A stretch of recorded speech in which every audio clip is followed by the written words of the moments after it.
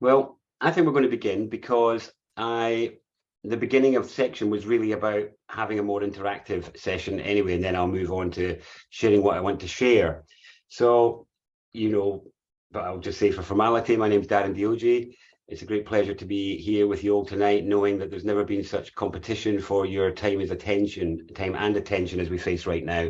And I'm really grateful you've chosen to share that with me. And I hope you all feel that it's of value and worth by the end of it. I've been quiet for a few years, but I've been involved in teaching, speaking and sharing different approaches to some of the issues that we're facing for 16 years now. It doesn't seem that long. Working on things in relation to the world and puzzling my own way through it, and this madness of being a human for much, much longer, as have we all really. But I'm really pleased to have a new calendar of events, for this to be one of them, to have new offerings coming out in the years to come, and looking forward to being much more continuous with them all now that other things in my life have stabilized. So hopefully this is one of many such connections for us all here on pressing matters of importance. So I've chosen the money wound to be this first session because just so much change has happened in this arena in the last couple of years. And I know that so many people are inhibited from paying attention to the things they really value, feeling as connected as they want to be in their daily lives because of this pressure, this pressing concern around rising costs, as well as other sort of financial related pressures coming in as all. And in my years of being in the sovereign movement mainly, but also just in the world, noticing how many of us have a wound around money. And when I say a wound, I mean that we have an attitude about it, and that attitude is clearly affecting its ability to come to us, move through us, and be available to us.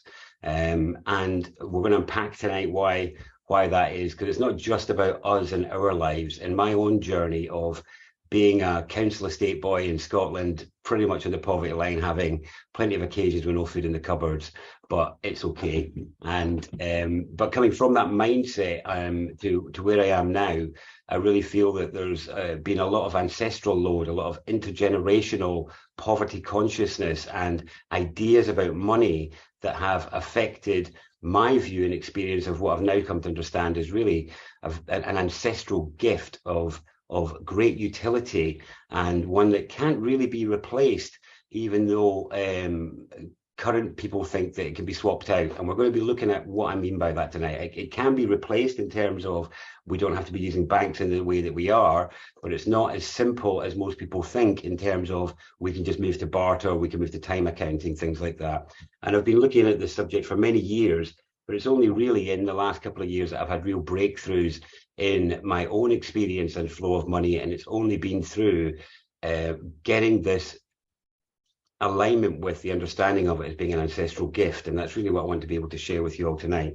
But before we get on to more of my experience and ideas, I'm really interested in yours. So I think I can access a chat if some of you would rather not talk, but otherwise I'm really open to people sharing either their attitude about money. What do you think about it? What do you think money is? What's your experience of it? Do you think it's dirty? Do you think it's good? Do you think it's bad? Where do you think it came from? What do you think it is? Over to you guys. What do you think? I'm going to take some notes, by the way.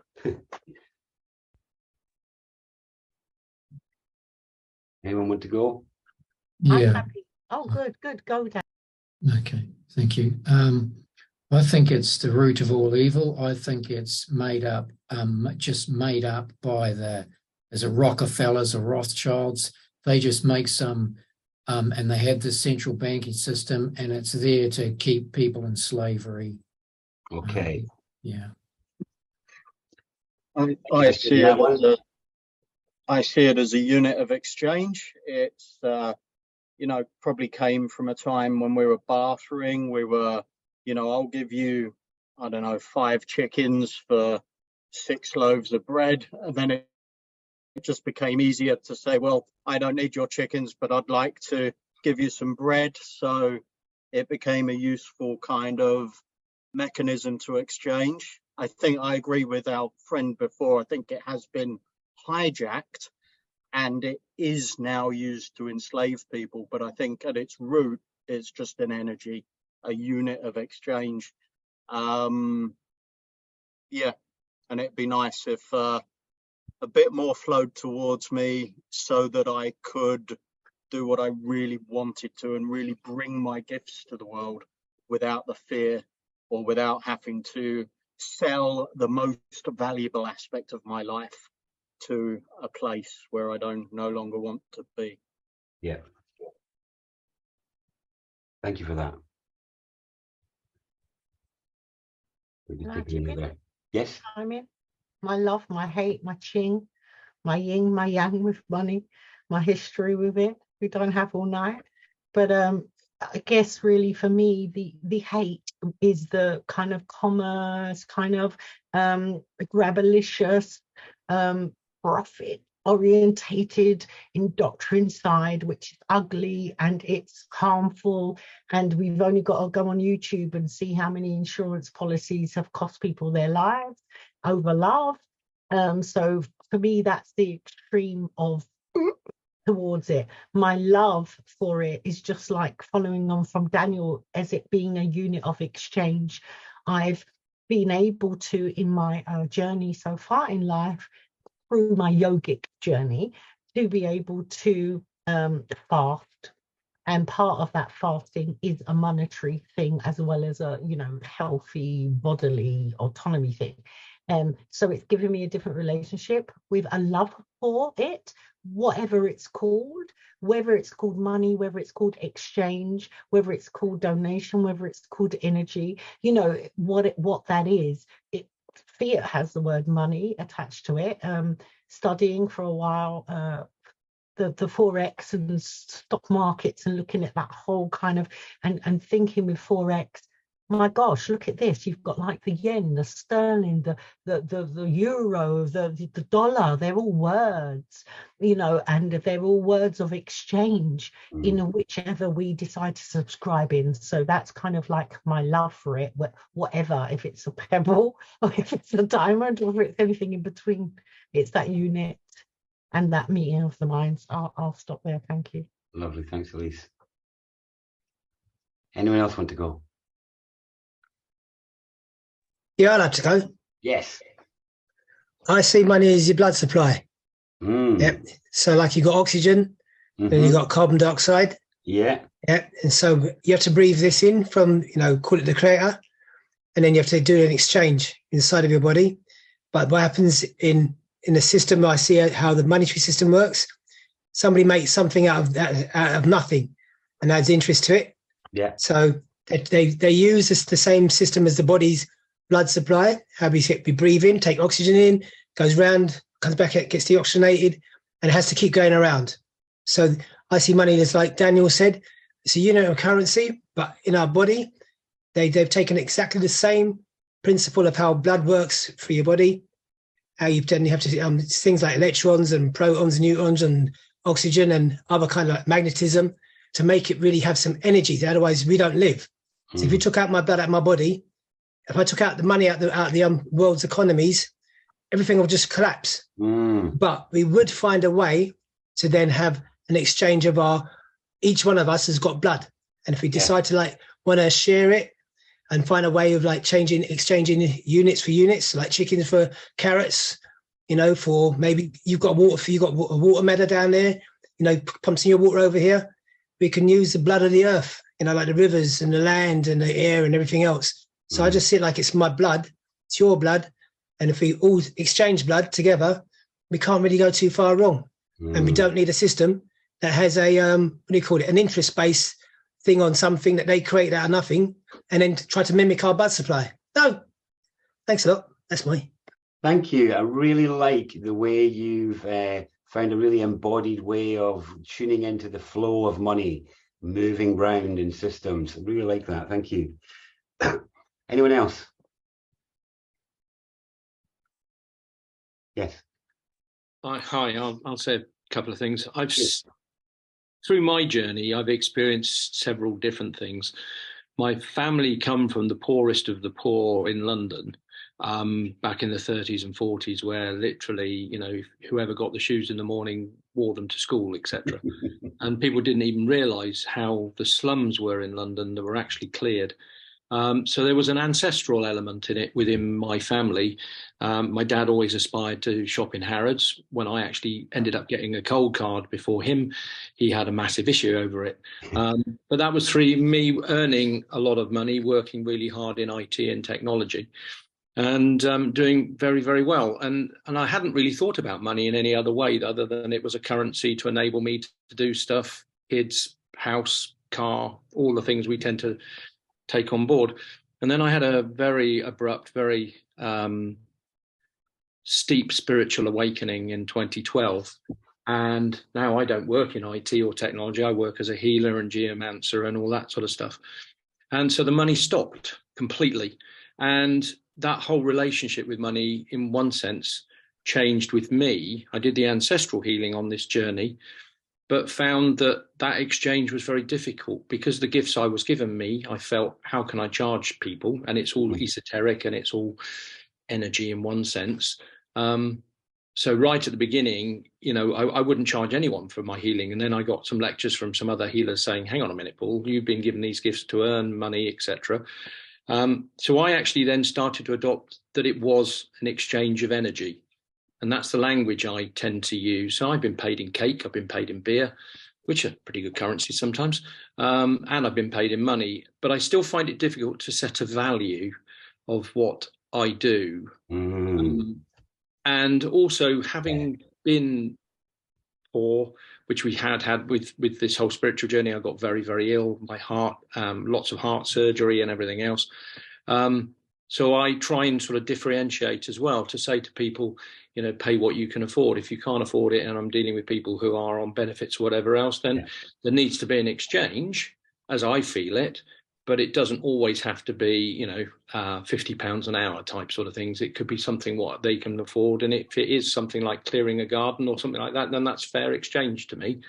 So it's been an interesting journey. At one point, I had zero money, zero everything, wanted to get out of where I needed to go, took an angel card that morning because the tent I was sleeping in the garden got destroyed the night before by a tornado. And the card said divine timing. And of course, I swore at the management above and said, yeah, right, thanks, mate. You know, look what you've done. And then suddenly found a PPI check for an obscene amount of money come through the post that morning. So somehow I must have manifested it. I still don't know how. Wish I could do it again. But the universe clearly has our backs on a lot of senses. And I think it is a question of how we get our head around that money. And I do like that flow of blood idea. That really is, when you think about it at that simplistic level, absolutely. But it also, I agree with it is a scourge. It is a limiter. It is a differentiator. It is a control. And that's sad. Yeah. And there must be another way forwards. But yeah, I find even now still as a healer doing the work, is it me valuing what I do? Is that what's stopping it? Is there something else going on? Because I do extraordinary things with people and houses and buildings and land. But how do you put a value on it sometimes? Because you can't quantify, you know, 4 hours of energy work at some levels. So it's a difficult one. It's a dichotomy. That is a great share, and you've made a few good points that I'd like to address that weren't on my initial list, but are good avenues to go down. So I'm really grateful for your story there. There's lots in that. I'm looking forward to drawing attention to a couple of the things that you raised there. Thank you. Yeah, no problem. Anyone else want to go? I'm really enjoying these different takes. I hope you all are as well. It's over to me then. Well, I could say hello. Hello. Hello, Darren. I could say that money equals choice in this world as it runs at the moment. Yes. A lot of people have money, their choices are opened up to them. People with no money seem to have very little choice. And it can be also be used for evil or for good. So it all depends on, I think, on how you've been brought up and the belief system from your background. You know, they're filthy rich, you know, that kind of, you know, thing. Yeah. And the paupers, you know, and looking down on them because, you know, living in the slums or whatever. And they're on the dole, so that they haven't got any good qualifications, they're not as good as us. And, you know, and if you don't get out and earn the money and earn a crust, then it puts you in a certain category. Yes. And we put ourselves in those categories as well. So yeah, it's a massive subject. It is. It's huge. That's why I put 2 hours down for it. You know, I could give a few sound bites in a couple of minutes, but to really get into it, we need some time. You know, we do need some time. It's huge. I brought a lot down here that I wanted to bring in. You have all brought some great nuances that I'm looking forward to picking up on as we go. So, does anybody else got anything they want to add? No? Can I just sort of say something about like economic value, because it's really like spirits going, say it, Sure. shut up, say it. The point that Paul was making about that whole kind of thing about value and stuff, and how we view value and how we can kind of have that dialogue. And a good analogy for me, it started with witnessing an exchange from two men who, one was like he did driveways and garages, concrete flooring, and this other guy, he updated computers and got them, you know, did what you do in tech.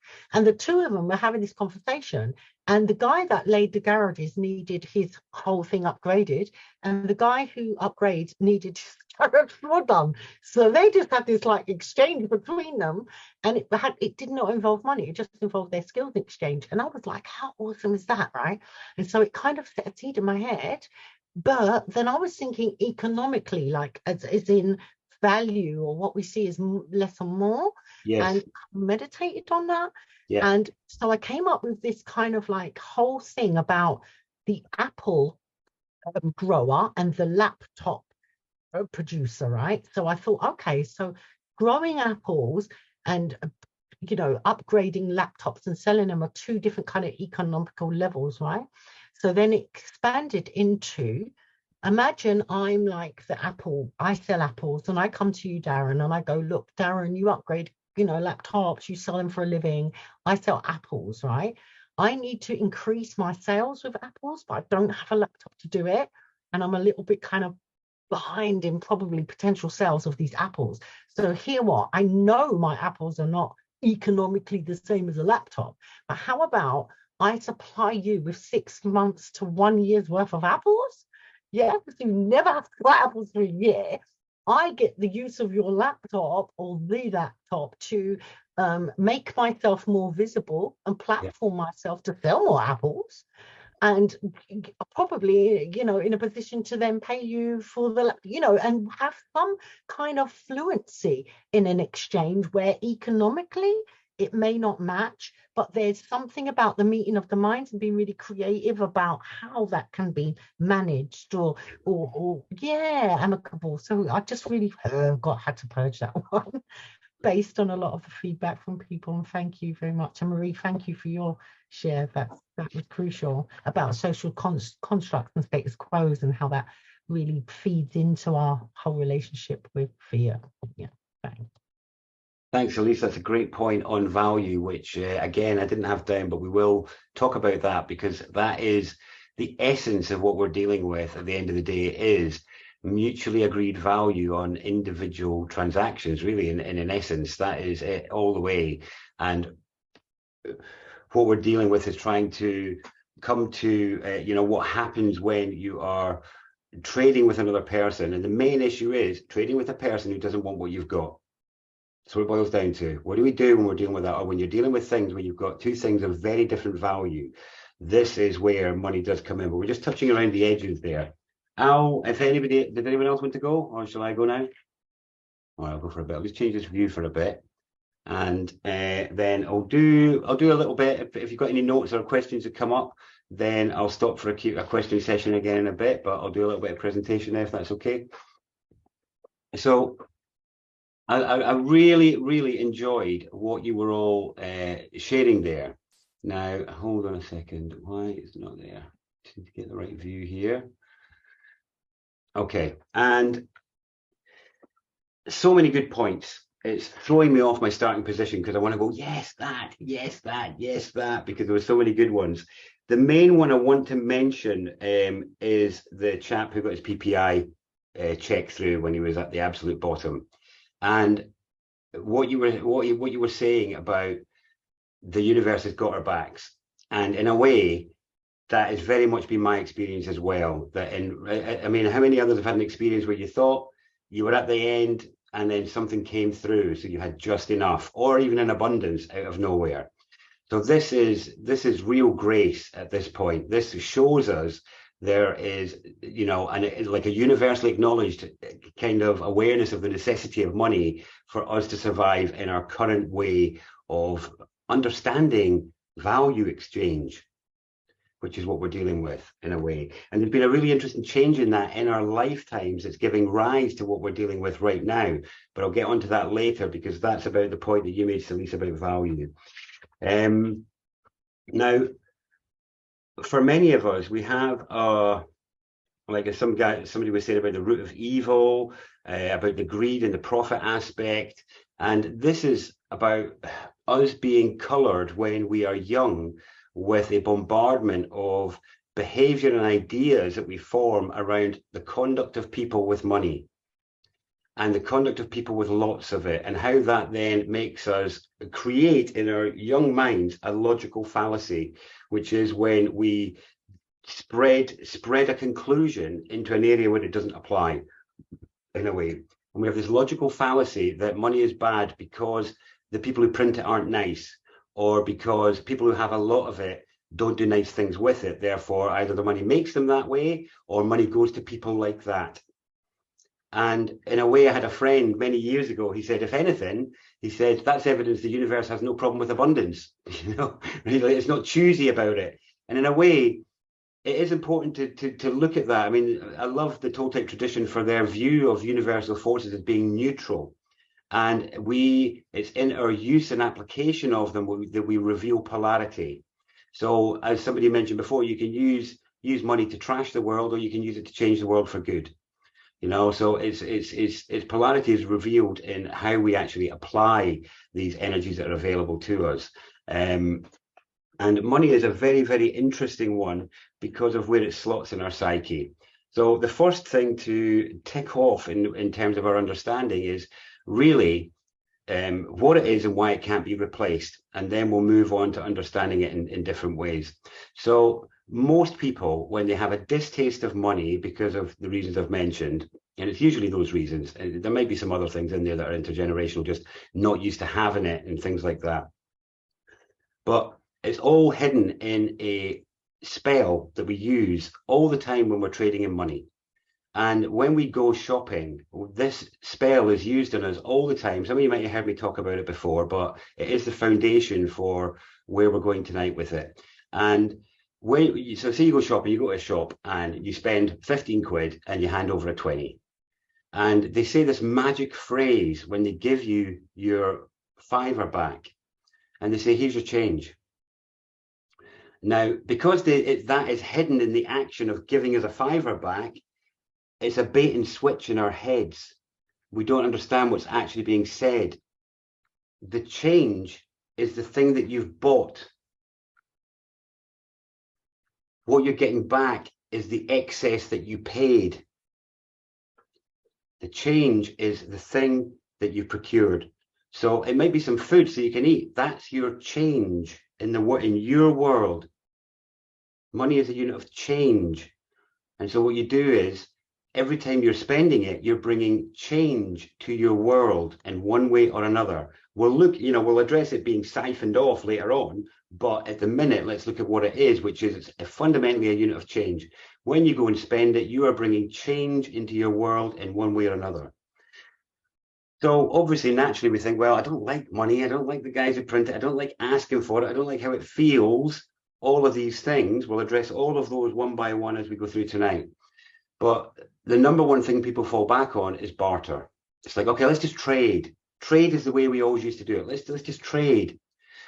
But they're not replaceable. So there are actually 5 units of change that we all recognize. 5 ways that we change our world through action or trade. And none of them can be replaced because they're not the same thing.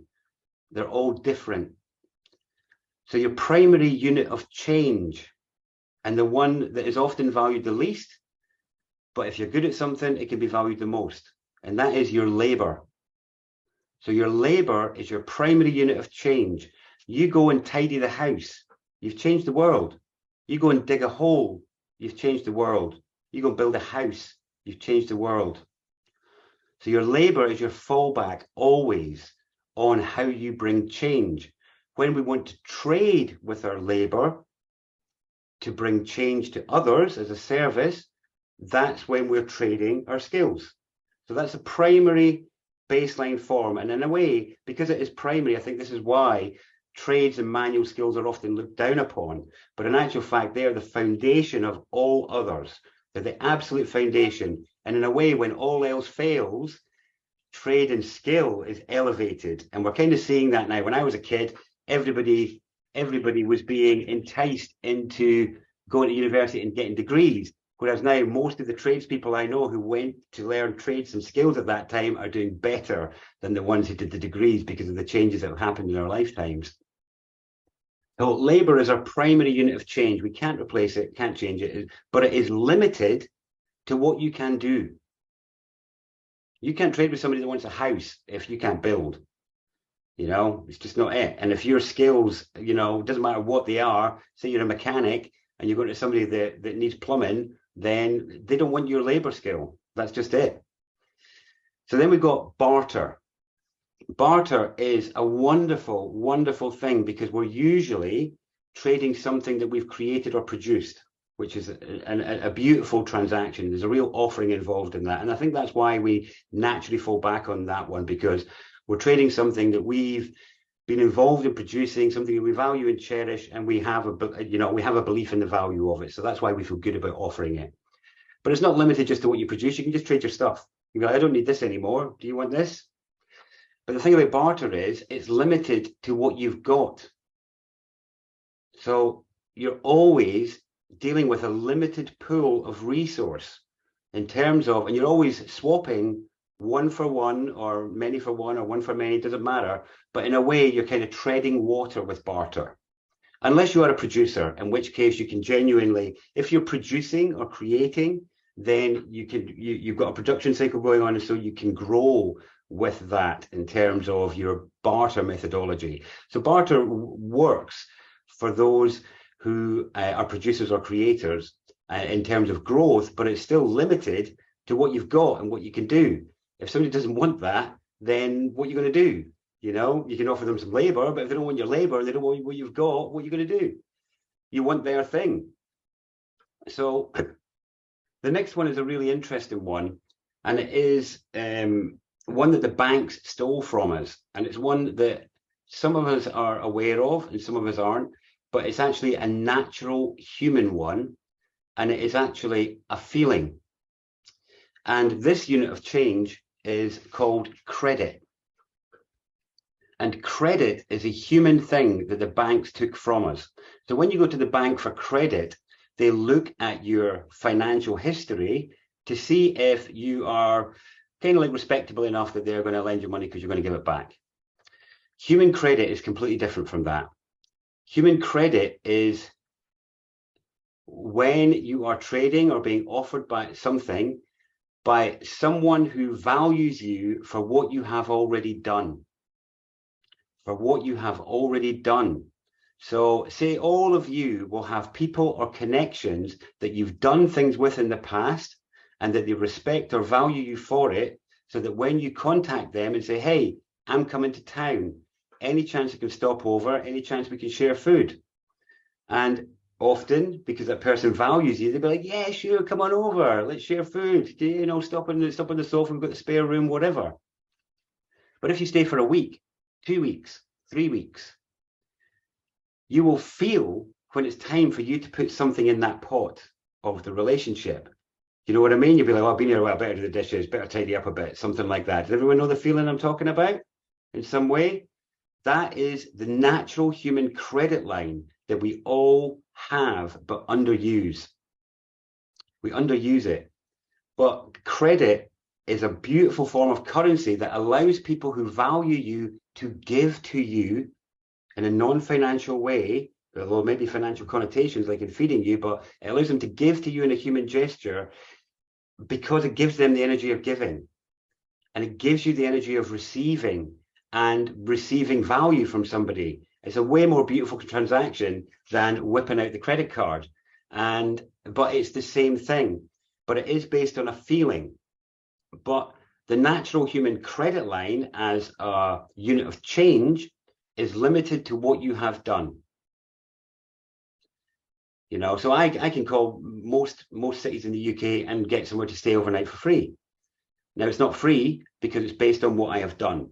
And so those people value and they're willing to offer of their own resource, heat, warmth, lighting, you know, food, all the rest of it, out of a credit. They credit me for what I have done. And so all of you will have a credit line with people who may have resources, time, or assets that you don't have that you can use as part of clearing the block of the full range of currency and change that is at your behest as a human, by understanding they're all distinct channels that can't be replaced, but we can use all of them.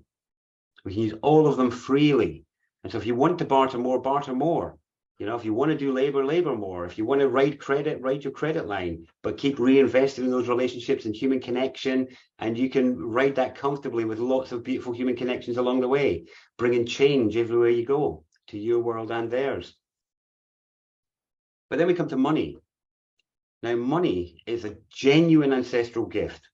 It predates the banks. Banks did not invent a universal independent currency token. They didn't invent it. We've had seashells, we've had pebbles, somebody mentioned, we've had coins, we've had gems. All of these fall into the category that money falls into, which is they are the unit, the independent unit of trade that is used, the almost universal unit of trade that is used when you're trading with somebody who doesn't care what you've done, doesn't want what you've got, and isn't interested in what you can do. That's what money is for. And that's why it cannot be replaced, because all of the others have limitations, and you're going to come up against that limitation at some point. And that's the void that money fills. And it is an ancestral gift in terms of our ancestors coming up against the very puzzle, Salish, you were talking about, and Dano, you were talking about, in terms of, I've got this and I want what you've got, but you don't want what I've got, or you want more than I've got right now. What do we do? This is like an ancient puzzle that didn't emerge in just one tribe. It emerged in many places, which is why we've got stories of shells in the island regions, pebbles in other regions, and whatever else in other areas. People found a universal independent token that fit their region in terms of availability and all the rest of it, and they agreed value.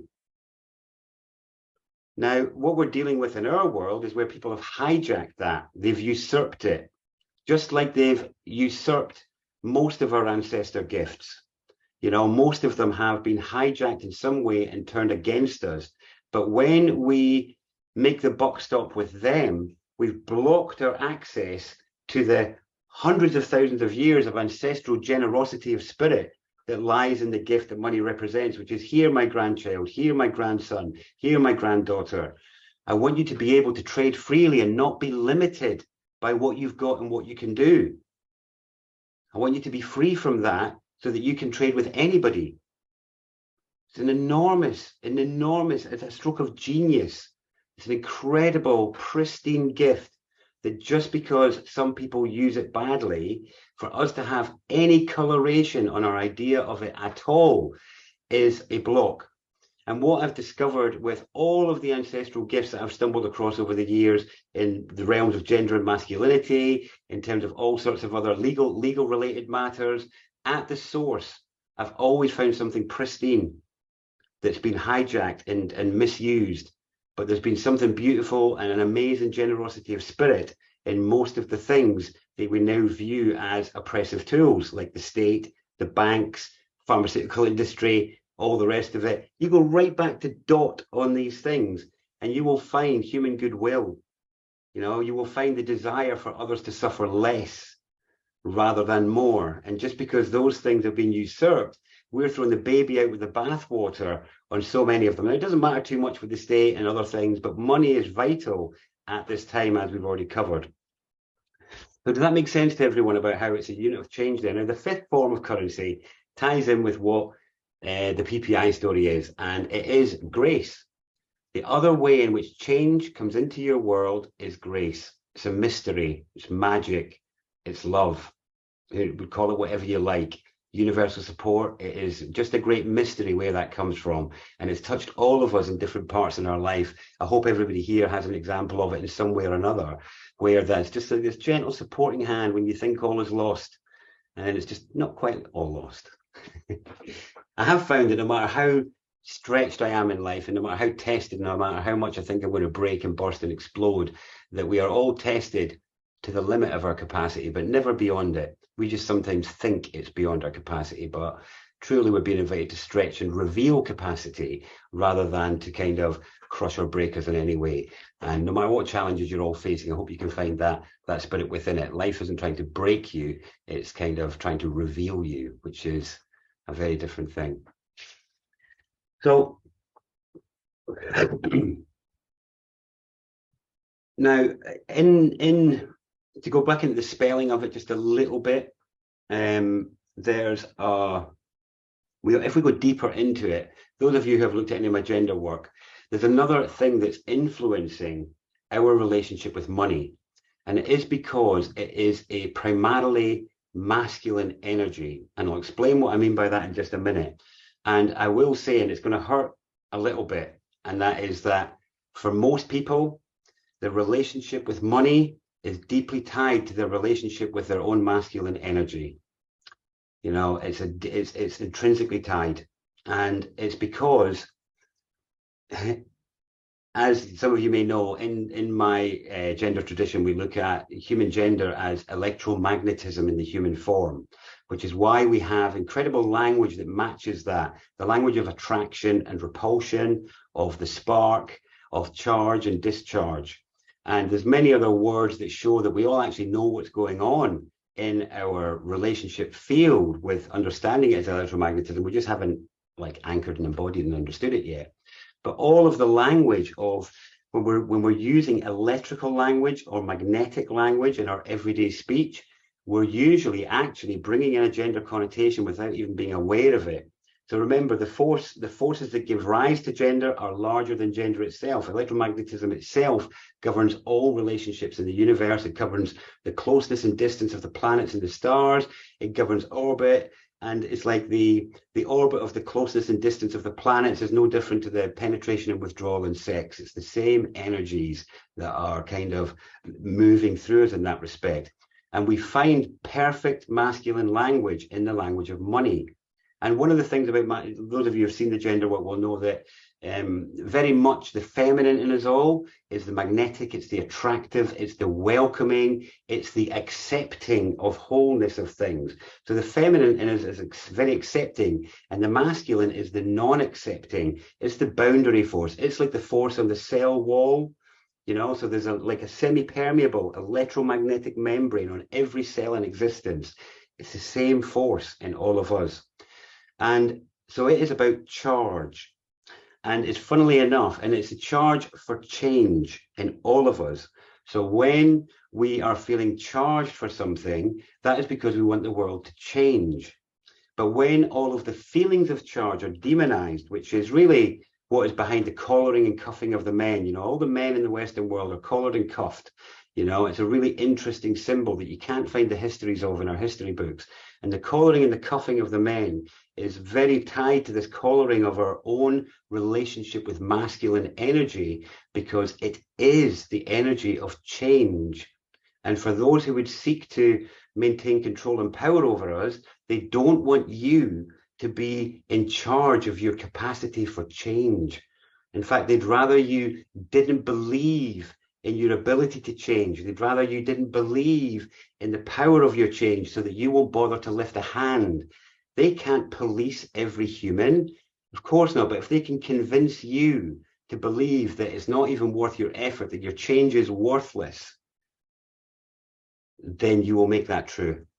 And you won't even lift a hand to bring the change or to ask for the charge so that you can take charge of your desire for change. And this we're going to get on to why this directly relates to how much do you charge for your services later, because it's deeply related to exactly the same thing. So we've got this amazing language in finance of currency, which is about the current. It's your current account, your electric current. You get charged and discharged in financial institutions, you know. And what is really interesting is that banks, the word of a bank is like a power bank. It's a place to store charge for change. And so in a way, it's like there's enough charge for change in the world, but it's all dammed up in banks and it's not allowed to flow because of the rules that have been placed around it. But it doesn't change the essence of what it is. And we can tap that. And life wants us to tap those dams that are in there. So, because it wants us to bring the change that we're able to bring. But we have to have the courage to tap and to know that we're righteous in doing so, and to know that it is for goodness that we're doing so. And that what we are doing is we are seeking to convert this old world energy that we have a distaste for into, we're going to, you know, hammer it out with the purity of our intent and convert it into the world that we seek to inhabit, you know. And so you view it as a righteous act, you know. To take money from the old world is a righteous act of conversion, because you're then saying, I want to help convert. I want to convert this dirty, stagnant stuff and convert it into the world I want to see. I've brought my labor, I've bartered what I can, I'm writing credit as I can, but to fulfill the change that needs to happen, there's a bit more charge needed here. And this is where it's deeply tied to self-belief and your own sort of alignments in that respect. You know, it's a deep tying there as to how much charge can you take before it starts to leak out? How much money can be in your account before you start to get giddy? How much money can you have in your wallet before you start to feel afraid of loss and you start patting your wallet, make sure nobody's taking it, you know? That's how much charge you can take, you know? And life can't give you more until you can be at ease with what you have, for it not to move your dials, for you to show, I can take this charge, you know? And what becomes 10 and 20 pounds in the bank and 10 and 20 pounds in trade becomes double that, 5 times that, 10 times that, 100 times that, as you grow in your ability to manage your charge for change. Deeply related. So most of our feelings, sadness, frustration, anger, the negative ones, all of them are the same, in that they are all the desire for the world to be different. They're all, I wish that wasn't happening. I wish you hadn't done that. I wish I hadn't done that.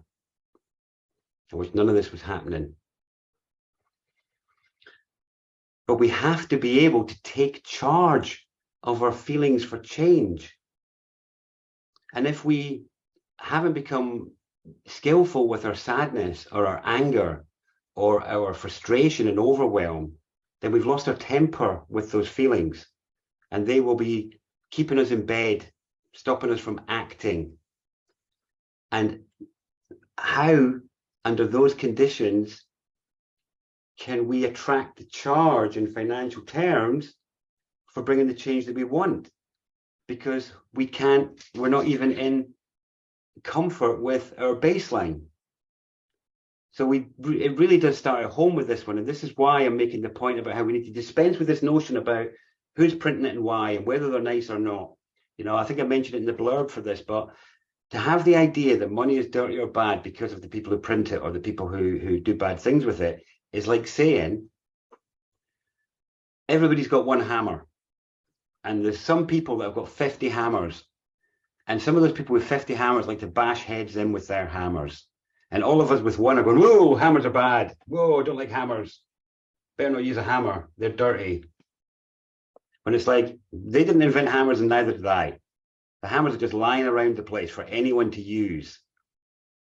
And if you can get that clean with your idea of money, the depth at which this can unblock for you is really phenomenal. But we really do have to go that deep. We've got to really uproot any of the overlays we put on it as anything other than a pristine ancestral gift to deal with an arena of exchange between people who both want change possible. So it's an enabling tool. It's such an it's such a pristine gift. It really is.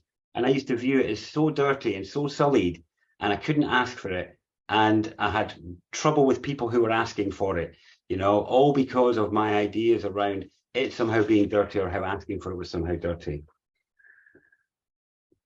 Okay.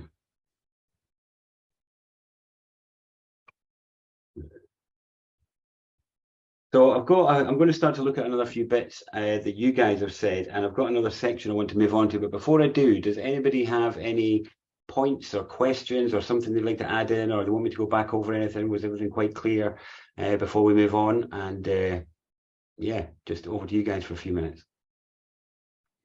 Yes. Yeah, Paul here. It's interesting what you were talking about, the collar and cuff. Yeah. I used to work in the city in IT on the trading floors and everything else, moving, the guys there were moving billions of pounds, and they were all pretty much all collared and cuffed.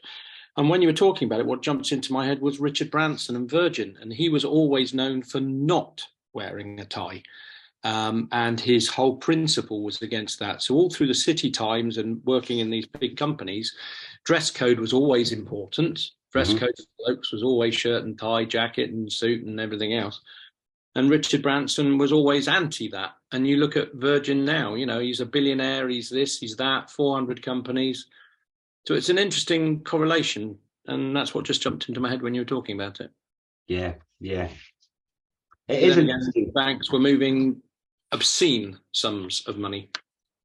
It is obscene. I mean, there's no doubt that when it was detached from physical resource properly, it started to get wild and mental out there. I can see some people who put some stuff in chat. Let me just bring that up and see if there's some things on there. Just give me a moment to have a read through what some of you have been saying.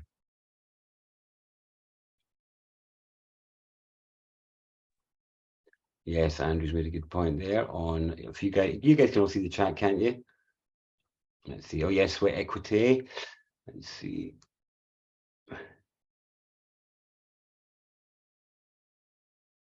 Yes, Andrea, people were tricked into an electronic form. And in a way, what's happened is, so Andrea has put in the chat about how when people in older generations were doing fine with trading, and then somehow in the 60s, these debit and credit cards tricked people out of it. I agree with that. And you kind of, as long as you have a robust enough marketplace, all basic needs can be met. And really, in a way, what we're talking about for us now as people who may have that available to us in our communities on a growing basis to be able to trade for your basic food needs, really, to me, for now, money is the way that you would, is for trading with the old world, for the things that you can't trade with them for. So, you know, no matter what, if you go to the petrol station, it doesn't even matter if you know the guy serving, the person supplying the fuel isn't interested in your trade. That's what it boils down to. So it really is about selecting what is the right currency for the right context and realizing I've got the use of them all. I don't need to prefer any of them because none of them are better than the others. They've all got a different place and a different function, you know, and if we can really get into that zone, then, you know, they're just all different tools in the kit, you know. And you're saying if somebody wants a bit of apples and a bit of money in trade, then do that. If they want, you know, cake and credit, then that's fine too. Look at this.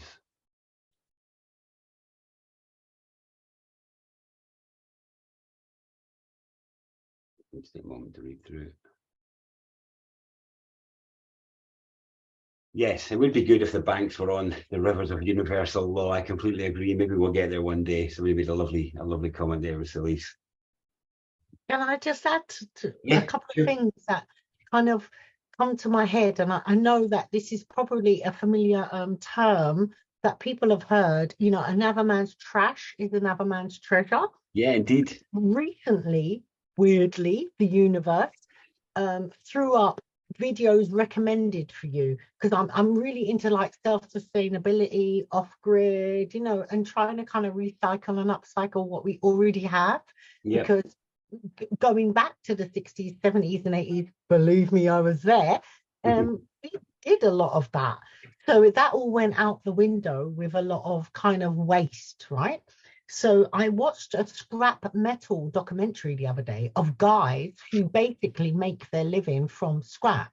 And they see something like an abandoned washing machine that might be too big for the person's home, or doesn't match their color interior, and they just throw it out, you know, and they've got a choice to either sell it on or scrap it. Yeah. And which parts of the components, you know, like brass is worth 3 times as much as steel is, and and you know, and to them their frame of reference is I drive past scrap and I see £5, £10, £25. That's what I see.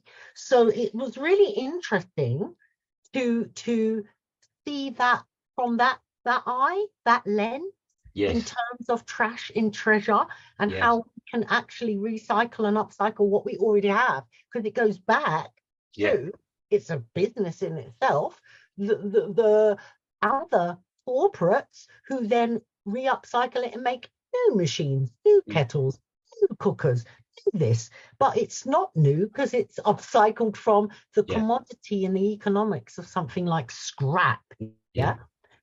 And so if I just stop there, and just millennials as well, and I don't mean to use that word in a derogatory term, I'm just talking about family members who, you know, were born 2000s up.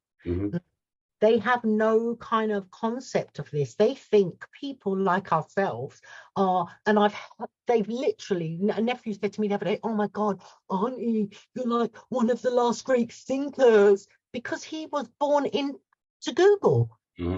He's never had to do homework. He could just Google that, even if he's doing French. I'll just Google it. It'll give me the translation. I'll just bang it in and I'll go on Instagram. So we didn't have that. So again, it's looking at kind of like behaviors and structures and inner standings, and kind of like translating that to our young and explaining and making them to know that stuff really isn't just so wasteful like that. And that's another economic thing, transitioning into generations, I just wanted to bring up. Yeah, I mean, to me, this is about applied creativity, you know, and in a way, what we're dealing with things like, say, the guys you mentioned, in a way, it's not really creativity, but it is recreation. So it is a recreation. You know, they're taking something from one bit, but in a way, it's still applied creativity. They're using it to bring change, and it's great. And this is one of the things. This is why it is linked to creativity and even perception to an extent, where, you know, none of us look alike and none of us dress alike, and different things catch each of our attention. And life is speaking to us through those things and triggering you in different ways. It's triggering spontaneous thought, inspiration, ideas, all the rest of it. But again, it boils down to how much charge have you got for that idea as it lands? How inspired are you? And then, you know, how much is required to follow up? Because the thing is, good ideas are actually easy and cheap. You know, applying them and embodying them and manifesting them from the density of thought into the density of form is hard work. It is hard work. And I think when we're dealing with the sort of, I think, you know, because a number of people are involved in subjective services these days. And when I say subjective, I mean it's up to the people to decide whether it's valuable or not. And when we're dealing with subjective kind of services and subjective experiences, it's you know, we're really brought up against our ideas of value, you know, and it's much more difficult for us to kind of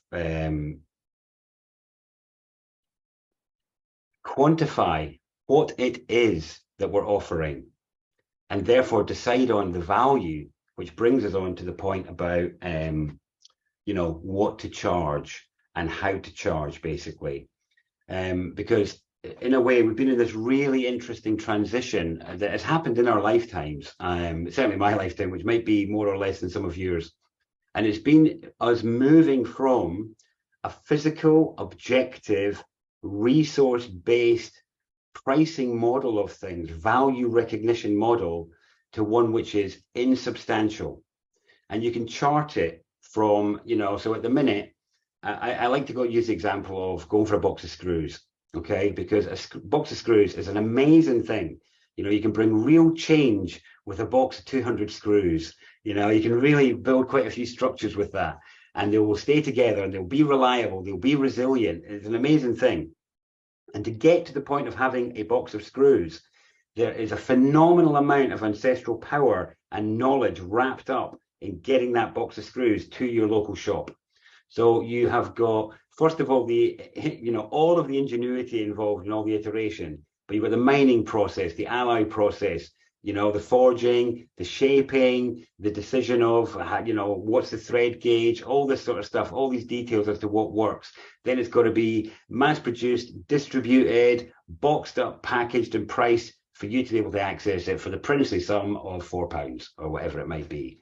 And it's always stunned me at those sort of old resource-based things that you can go and pick up cheaply, a few hundred washers, things like that. And it really stuns me that these old world resource-based things still have a resource relative price point, because it's based on physical things and physical costs. But then with the advent, even before the internet, we had another thing coming on board, which was consulting. And consulting was a fascinating shift into subjective value that wasn't resource-based. You had people making up a number for the value of their time. Make it out £5 an hour, £5 a day, 10 grand a day, business consultant, 50 grand a day, something like that. And in a way, the market decides over time whether that is a good enough value or not, because people experience the service and say, do you know what, I paid 50 grand for that and it was rubbish. Do you know what, I paid 5 grand for that and it was amazing. I paid £10 for that and it was great. The value is determined by the receiver. And in a way, we are still in a transition of dealing with insubstantial value.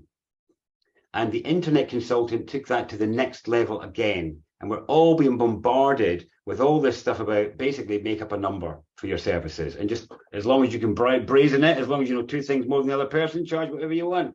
The sort of Sam Ovens school of consultancy, basically. A young man who made like 50 million by the time he was 25, on the premise that all you need to know is one thing more than another person in a subject, and that gives you the right to charge whatever you want as an expert compared to them. And many people have made fat numbers off the back of that and really diluted, as far as I'm concerned, the pool of expertise in the world, of genuine expertise.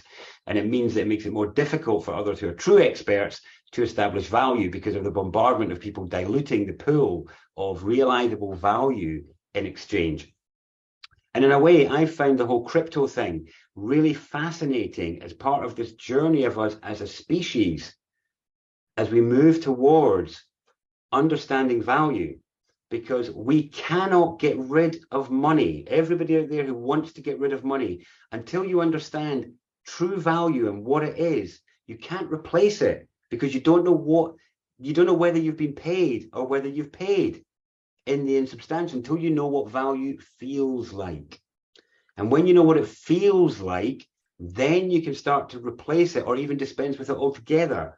But if we haven't truly done that, then all the evidence I've seen of all the alternative currency schemes, all of the time banking schemes, all of them have the same flaw built in, and that is somebody feels like they're not getting value for their service.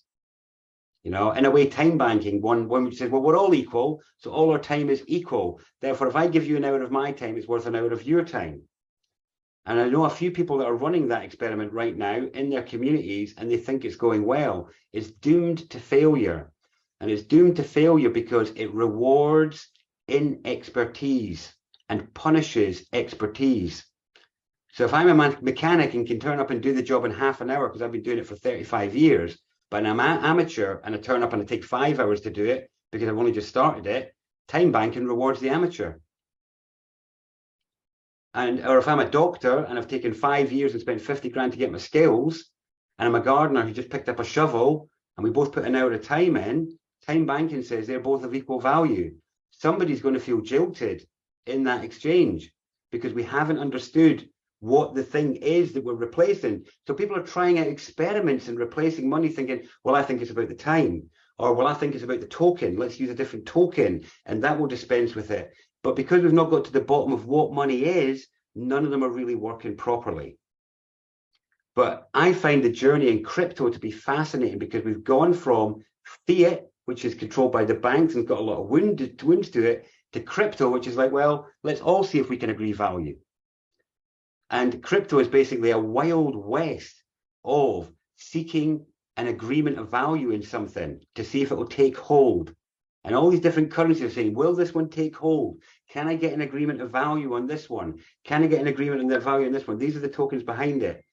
And what I love about where that's gone now, which in some respects is mind-boggling and actually crass, and that is the NFT arena. I don't know if any of you are aware of NFTs, but there's a reason why I love them and hate them. I hate them because they're crass art. But why I love them is that they are taking value appraisal in the human species to the next level, which is to say, normally when we are dealing with, say, an art piece, you've got a lot of people appraising the value of it, and then somebody ends up winning the sort of auction or whatever, or a mass-produced item will attract a price point, they'll try a high price point, then they'll find the one the market will sustain. But with NFTs, we've got this really fascinating one-for-one assessment process going on with thousands of units that are independent from each other for us to kind of appraise, well, what is worth? You know, when I first saw an NFT go for 24 million and I saw what it was this crap GIF or something like that, this 8-bit image or something, it just blew my mind. And at first it was just like, the tech kids are crazy. But it was only when I was at an Acapulco last year, I was speaking a bit in Mexico, and I was listening to a friend speak actually, and I suddenly saw this value experiment going on in it around the feeling. So I had the feeling that picture isn't worth 24 million. What are you on about? But if somebody else feels like it is, then, you know, let them be that experiment.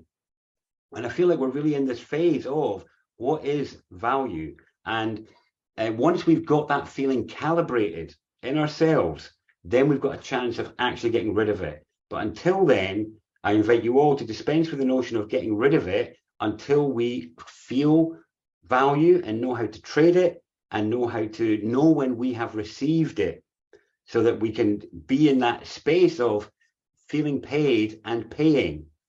Now, which is a form of energy exchange, as we said. There's a really interesting thing with the way that money moves around why cash is important as well, that I just want to mention, that's really quite beautiful in terms of feeling paid. And this is why community currency is so valuable and powerful. And it is that, so let's imagine all the people with our videos on, are in a community. And we all live together and all the rest of it. And so Dano, you buy something off me for a tenner, and, you know, and then I go and trade with somebody else and buy something from them and give them the £10 note that you gave me. And then they go and trade with somebody else and give the £10 note that I gave them to that person, and so on. Now, if we keep it in the community, then we are experiencing exponential equity, which is exponential feeling of being valued and paid by the same token. So £10 becomes 20, becomes 30, becomes 40 of realized value in the community. The same £10 becomes 2 grand, becomes 2 million in people feeling paid and being paid. And the Jews and the Muslims understand this, which is why they tend to trade in their own community if they can. And the reason our high streets have died and the reason we're seeing poverty in our communities is because when you go and shop at a globalist, or when you go and shop at a big chain, they're not shopping in your community. So when you are sending that £10 to Mr. Tesco or to Mr. whoever, Mr. Screwfix and all the rest of it, they're not shopping in downtown your home. So that money's never coming back. You've acquired a unit of change for your community and you're sending it out for it never to return, because they're not shopping in your area. They're shopping in Harrods, they're shopping in wherever land. So we are the ones that are starving our communities by sending the money away and not replacing it inside the network.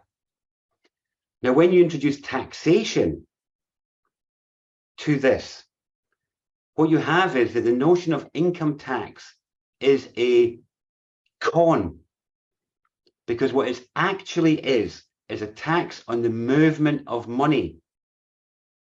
It's on the movement of money. So that if we take that £10, the same £10 note, so this is in terms of currency and money in circulation, this is one of the 10,000 £10 notes in circulation, or 10 million or whatever it is. So there's only that many of them in circulation. So here we go. We're going to get it moving. Let's get currency flowing. Let's get that blood supply flowing. Boom, I'm going to trade. I'm going to give you that £10. Excellent. It's moving. And then you spend it. It's moving. The money's moving. Whoa, great. When you tax the movement of money, the first movement attracts 50p. The second movement attracts 50p. And it keeps going. And by the time you've gone a certain number of rounds, the tax owed on that one unit is more than the value of the unit. The income tax system is a con that it is impossible to get out of the debt on. It's not possible. We're all looking at the banks as being the ones that are scuppering the financial system, but actually the taxation system is the one that has us in a debt cycle that is impossible to get out of. It's not possible, because there's only so much money moving and they're taxing it every time it moves. It's impossible to get out of that. But when we take away the taxation, we've got this incredible stream of equity that just keeps on growing. It's a really subtle point that's really vital in terms of understanding the importance of trading locally, even though the quality may be less and even though you may have to pay more. The fact is, if there is a chance that that person is spending in your community, that it's worth you taking that hit on the knowledge that that same note could come back your way. Whereas if you send it in PC World or send it in wherever, it ain't ever coming back, ever.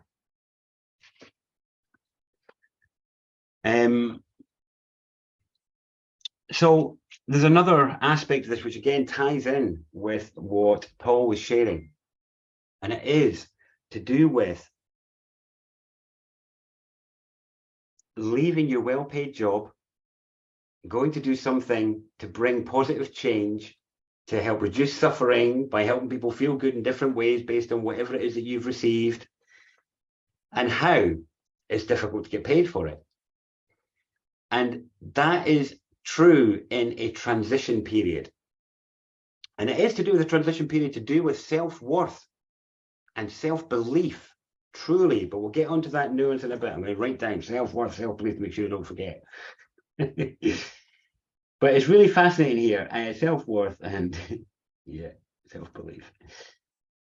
So we have this fascinating thing where if you want to take your charge for change, which is your creativity, your resource, your time, your labor, and you want to offer it to a structure, corporation, company, whatever, that is maintaining the state over people, you will be paid for that. You'll be paid to maintain the hold on our brothers and sisters. You'll be paid, you'll be rewarded. And if you're good at it, you'll get fat numbers to maintain the cage. But when you want to bring change, when you want to change the state, both in terms of political state and the personal state of the world and the people that you encounter, you will not be paid, because the state will not pay you to lead to its demise. Why would it? And for most of us, when we are transitioning away from that world, most of our connections are still in that world. And so when we tell them that's what we're doing, they're like, I'm not going to pay you for that, mate.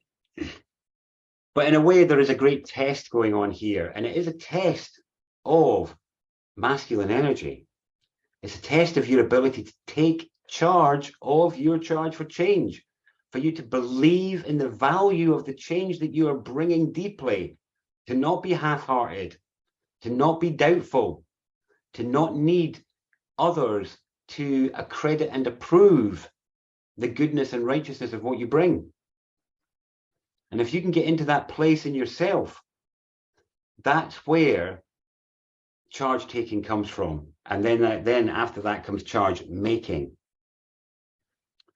And that is charging others. Now, there's a lot to get into when we're talking about how much to charge, because it's really difficult. And I've agonized over it for over 15 years.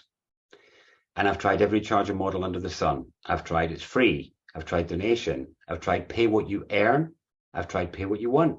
I've tried fixed fee. I've tried you decide. And I still run all of those concurrently at times.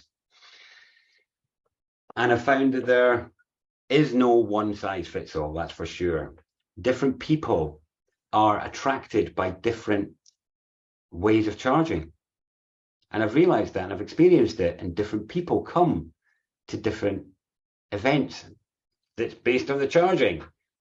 I'm not making up the patterns that exist.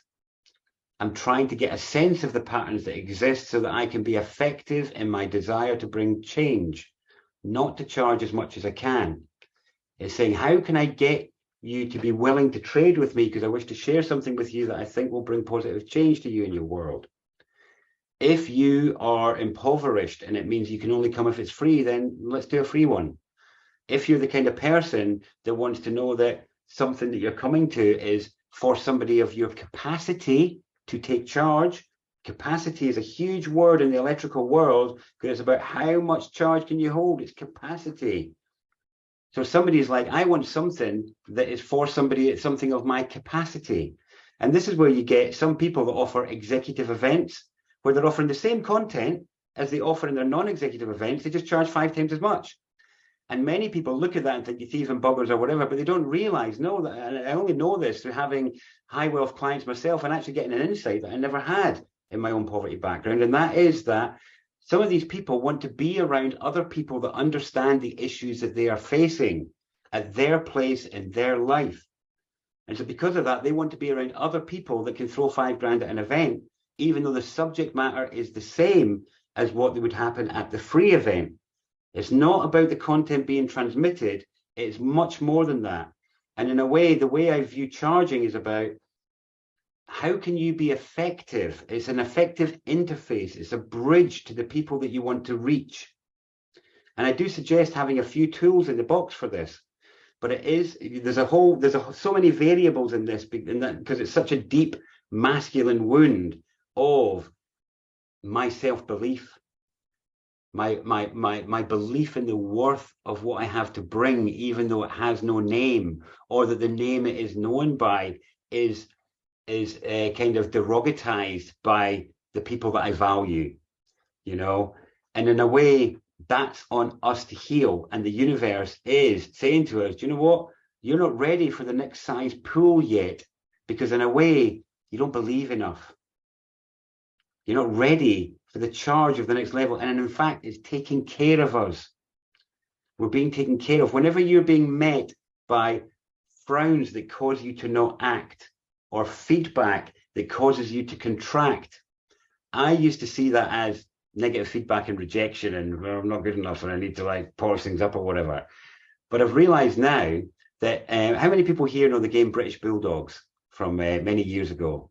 British Bulldogs, yes. So British Bulldogs was they banned it on this playground. They banned all the good games, but it was basically you had two teams and they would be linking arms or linking fists in like a monkey grip, and there'd be a line of kids, and then the other team would charge and try and break through the line to get to the other side. And it was quite physical, and there was a lot of charging involved. There was loads of charge in that game. But in a way, that's now how I view the first wave of people that we turn to when we have an offering. Because in a way, the very first people we turn to when we discover gifts inside ourselves that we want to share aren't our true eventual audience.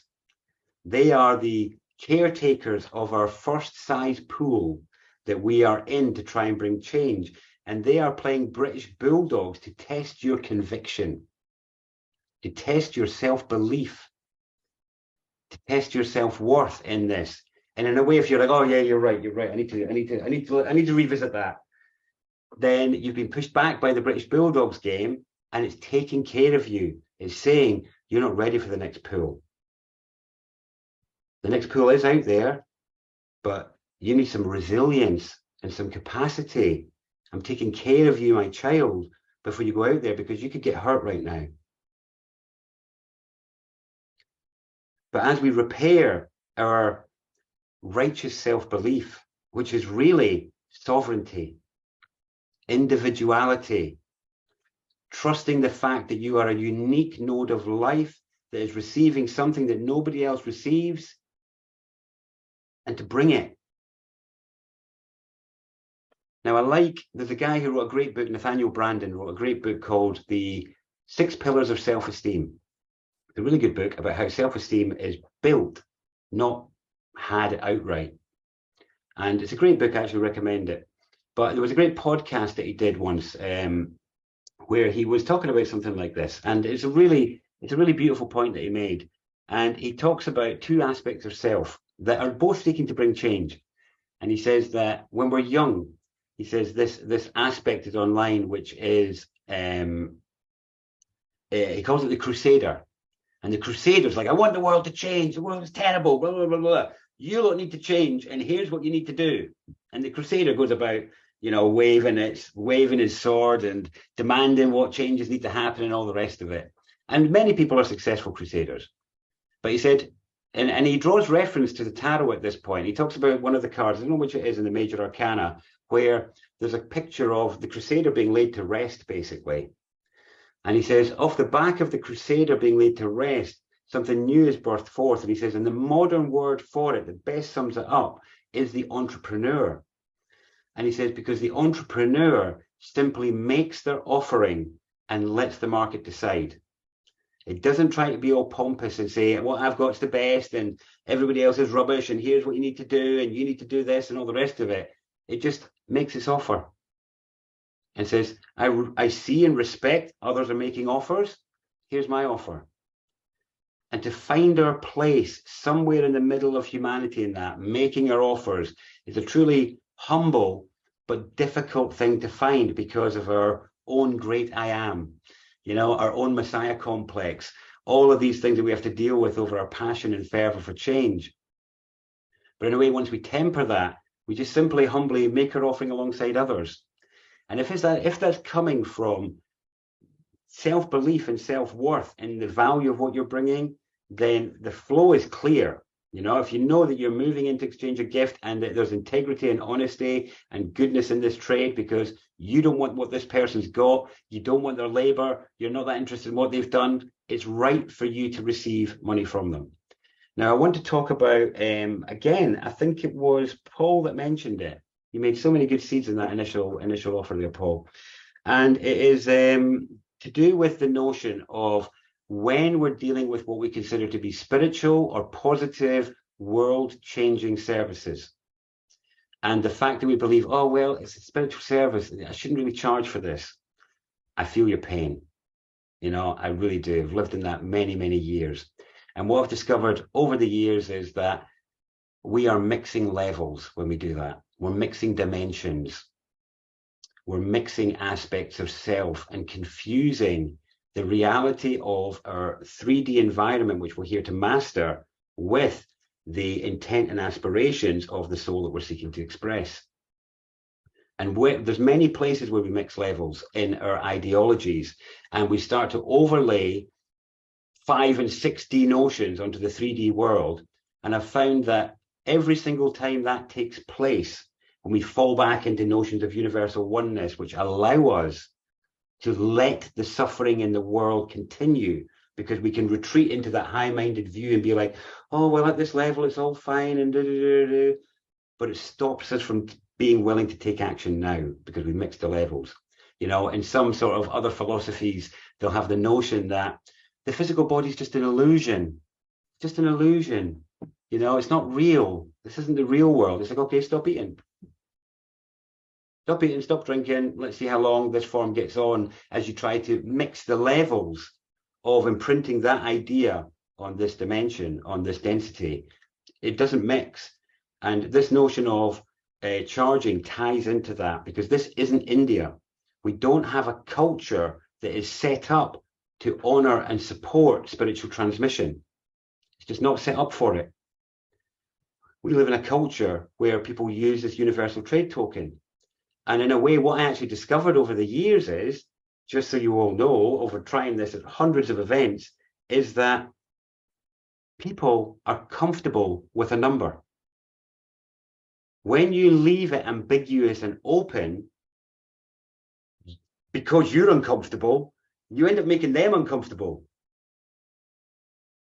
And that's a really interesting thing to get into there. You're then putting, well, I've got to decide the worth. What do you mean I've got to decide the worth? Okay, got $5 in my pocket, you're going to have a $5 sort of thing. Rather than, no, that's not why I asked. Didn't ask what you had on you. I asked you to decide what it was worth, which is a completely different thing. So in a way, what we're doing is, when we move into accepting the component of charging in our trading with other people, we are arriving in the world that we were sent to, instead of demanding that the world move into our 5D notion of the universe. Right, world, you've all got to move into this. These are the ideologies I'm living by, and even though my physical life might be suffering, and even though I can't manifest the visions and dreams that I want using this strategy right now, you know, I'm here until you all move this way. I've been there, you know, and what I've realized is that we can't share our position with others. We're always seeking an effective interface in every transaction with every human. And we have to decide how much of ourselves to bring. And also, if you are indeed coming from a place of some level of enlightenment, some level of awareness, some level of knowing you've got a service to bring, and it doesn't matter whether your spirit has chosen to prioritize production. You know, so it doesn't matter if you've said, you know what, I'm going to go and grow. Do you know what? I'm going to go make things, make simple everyday things, because that's what I want to do. That it doesn't matter if that's what it is. It doesn't matter. That is a spiritual service. That is, because to me, our notion of spiritual is nonsense. It's utter nonsense. This idea of insubstantial whatever is nonsense. Really, what I've found is valuable and important and beautiful is the very different forms of the human spirit as it takes shape. I've met some of the most spiritual people that I know who have never meditated. They're not interested in any highfalutin stuff, but they're beautiful examples of the human spirit. Beautiful, amazing people. And that's when I realized it's about the human spirit and how it wants to move. And in a way, there's always going to be a conversion from these ideological, high connected experiences to convert it into what is useful here. And that to me is the duty of the kind of one in here, is I have to kind of process the high-minded aspirations of the 5, 6D, whatever you're plugged into, whether you're plugged into fairies or aliens or 5D or 6D or none of that, I don't care. You're receiving from somewhere, and I'm just interested that you pay attention to wherever you're receiving from and bring us the fruits of your experience, because to me, that's what the world is looking for. So, went off on a tangent there. So in a way, it's kind of understanding the limitations of where we are and not trying to force what can't fit into it just now and saying, do you know what?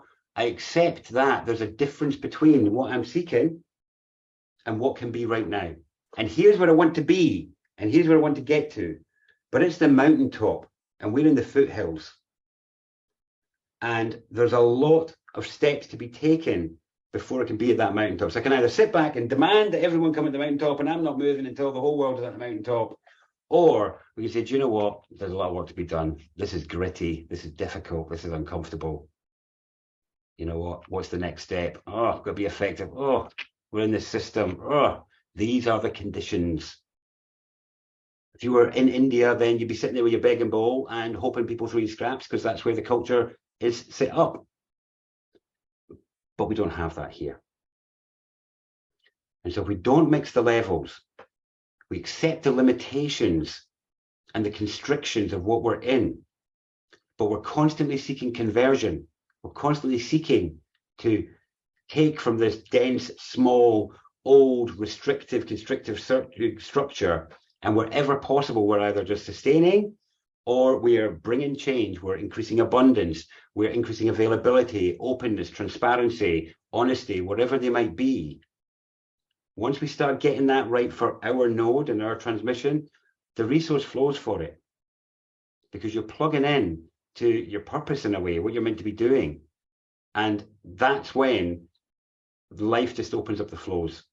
And I've just seen it happen too many times, and not just my life, but others. And it doesn't need to be a spiritual service. It can be any service, because we're all built for a different purpose. We're all built for different things. So it doesn't even matter if you're in the IT world, the banking world, whatever, because goodness and positivity and change is waking up in every single area of the world, every single field, every industry. We just don't get to hear about it in the news, because the news and other mass media is amplifying the old. It's amplifying the old way so that we get disheartened, and it further adds to our hopelessness in terms of believing that our small effort will make a difference, because there just doesn't seem to be that much strong effort out there by good people. What's the point of my little change? Every point. You're just being lied to by this amplification system that amplifies small voices to cast doubt upon you. You know, but in a way, once we plug into our creativity, once we sort of attune to the fact that, you know, this is how we work in this world. I've got my 5 currencies available to me, my 5 units of change. They're just like all the other tools the ancestors left me. I have no qualms about going and using a saw or a drill. And so I have no qualms about using barter or money based on what the current need is. There's a freedom in there. And it's a freedom I'd love for you all to experience, if you can just carry on the journey that we've begun in this conversation around getting to the root of what money is, and beyond the ideas that we have in the world about the cash printing banks, basically. Now, one other thing about that then, just to finish up on what to charge, and that is charge what is comfortable. And that will change over time as you start to realize the cost of your own service. Because in a way, many of us have what I call the working class wound. I've certainly got it. And the working class wound looks at services based on how long it takes. All right, you want that to, right? Okay, you want me to do that for you? It'll take a couple of hours. All right, it's going to cost that much, sort of thing. Sort of like tradesman banter. Oh, 20 quid an hour, 40 quid an hour, 50 quid an hour, something like that. That's only looking at that operation. And it's only been running my own business in recent years that's taught me this. It's only an insight I learned in the last year as I've been through this journey, not just in one-to-one services with insubstantial services, but also in a business that I've grown doing my supplement blends and my recipes, where that's grown as a tangible object-based business. So I've had both streams to deal with, and really difficult learning curves in both of them. That's where I've been the last couple of years. I've been on a light industrial learning curve, which has just been, if I'd known what was involved beforehand, I wouldn't have done it. But it's been the learning curve, and I have got fruits out of it. And it is going well, you know, there's a number of families all benefiting from it and all that sort of thing, which is a lovely place to be in. But in it, when we began in the charging of clients that we were processing for, I was charging based on how long something took. And that's the cost of the operation. But over time, I realized I was losing money. And it was because to be able to operate costs more than the operation. And so to have the space available has a cost. To have the people with the skills available has a cost. To have the machines and the equipment available has a cost. All of these things have a cost to enable that operation to take place. So as a tradesman, for example, His operating cost is his tools, his experience, his vehicle for getting to the job, all the rest of it, the wear and tear on the vehicle, the time on the travel, the time on finding suppliers and finding a good price, the time on crafting the advert that's going to go out.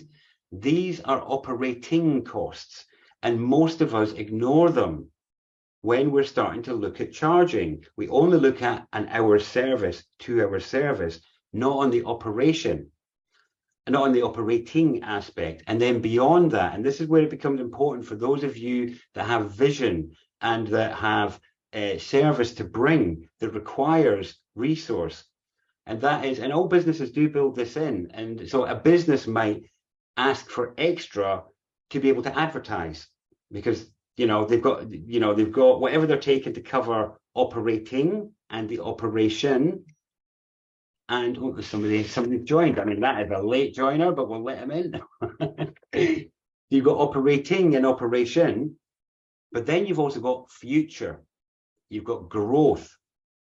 So if you are involved in something that doesn't require any growth, you don't require new materials, you don't require to replace your tools, you don't require to expand your operation or your service in any way, that person can look more at just the cost of operation. But if you have plans where you know that your service is to bring positive change to the world, and you need to increase your reach, your visibility, your availability, your process capacity to be able to do that, then you need to charge for it, because otherwise it's not going to happen. So you need to build these things into your price at outset.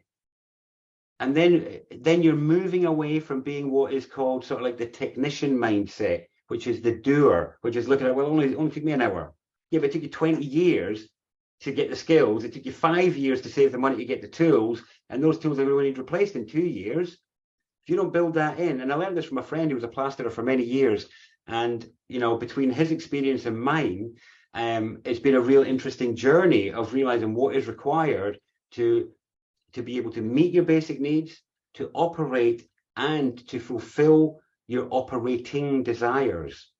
So that'll be different for each of you based on what it is you're offering. But I'm just asking you to factor it in with your charging, and to realize that if you know your purpose is not to buy Lamborghinis and mansions for yourself, if your purpose is to make more change and to bring more change, then there's a righteousness, a genuine righteousness in your charge.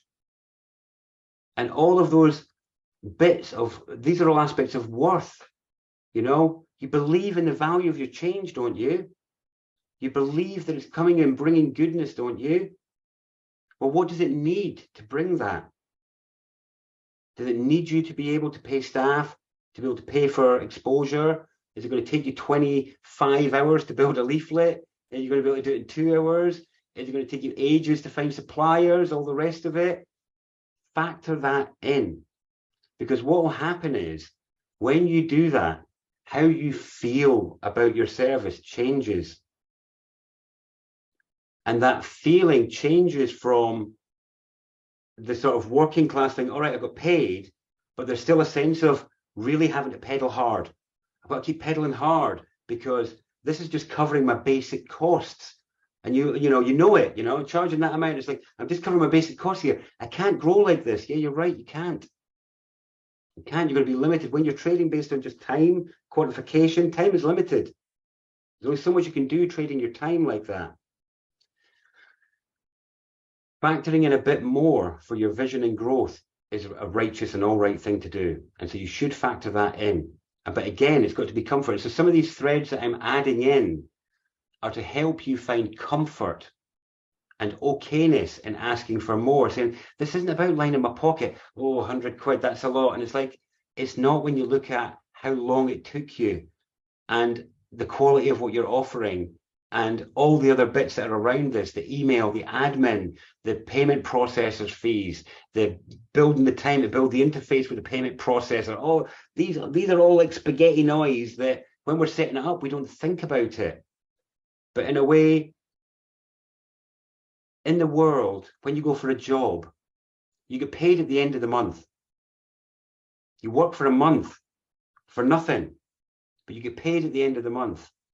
And in a way, what you've been doing up until now is you've been putting in the month in advance. But if you've got to the stage where you've devised something that's ready to trade, it's payday. And it doesn't mean that you're saying, oh, well, I want paid for that 20 years I put in. It's not that. It's just about having the all rightness in yourself, about asking for it. And the more you can come to terms with how much it costs you to have what you've got, how much suffering it cost you, how much poverty you were in, how many hours you spent throwing at the mill, getting it wrong 100 times to finally have this thing that is worthy of trade and exchange. When you factor all that in and you say, do you know what, it is 100 quid. And suddenly it feels all right to say 100 when it was 40 before. Now, the thing here is that I'm not saying those are the numbers you should use. I'm just using them as an example. The point is it's going to depend on what you're trading, all that sort of stuff.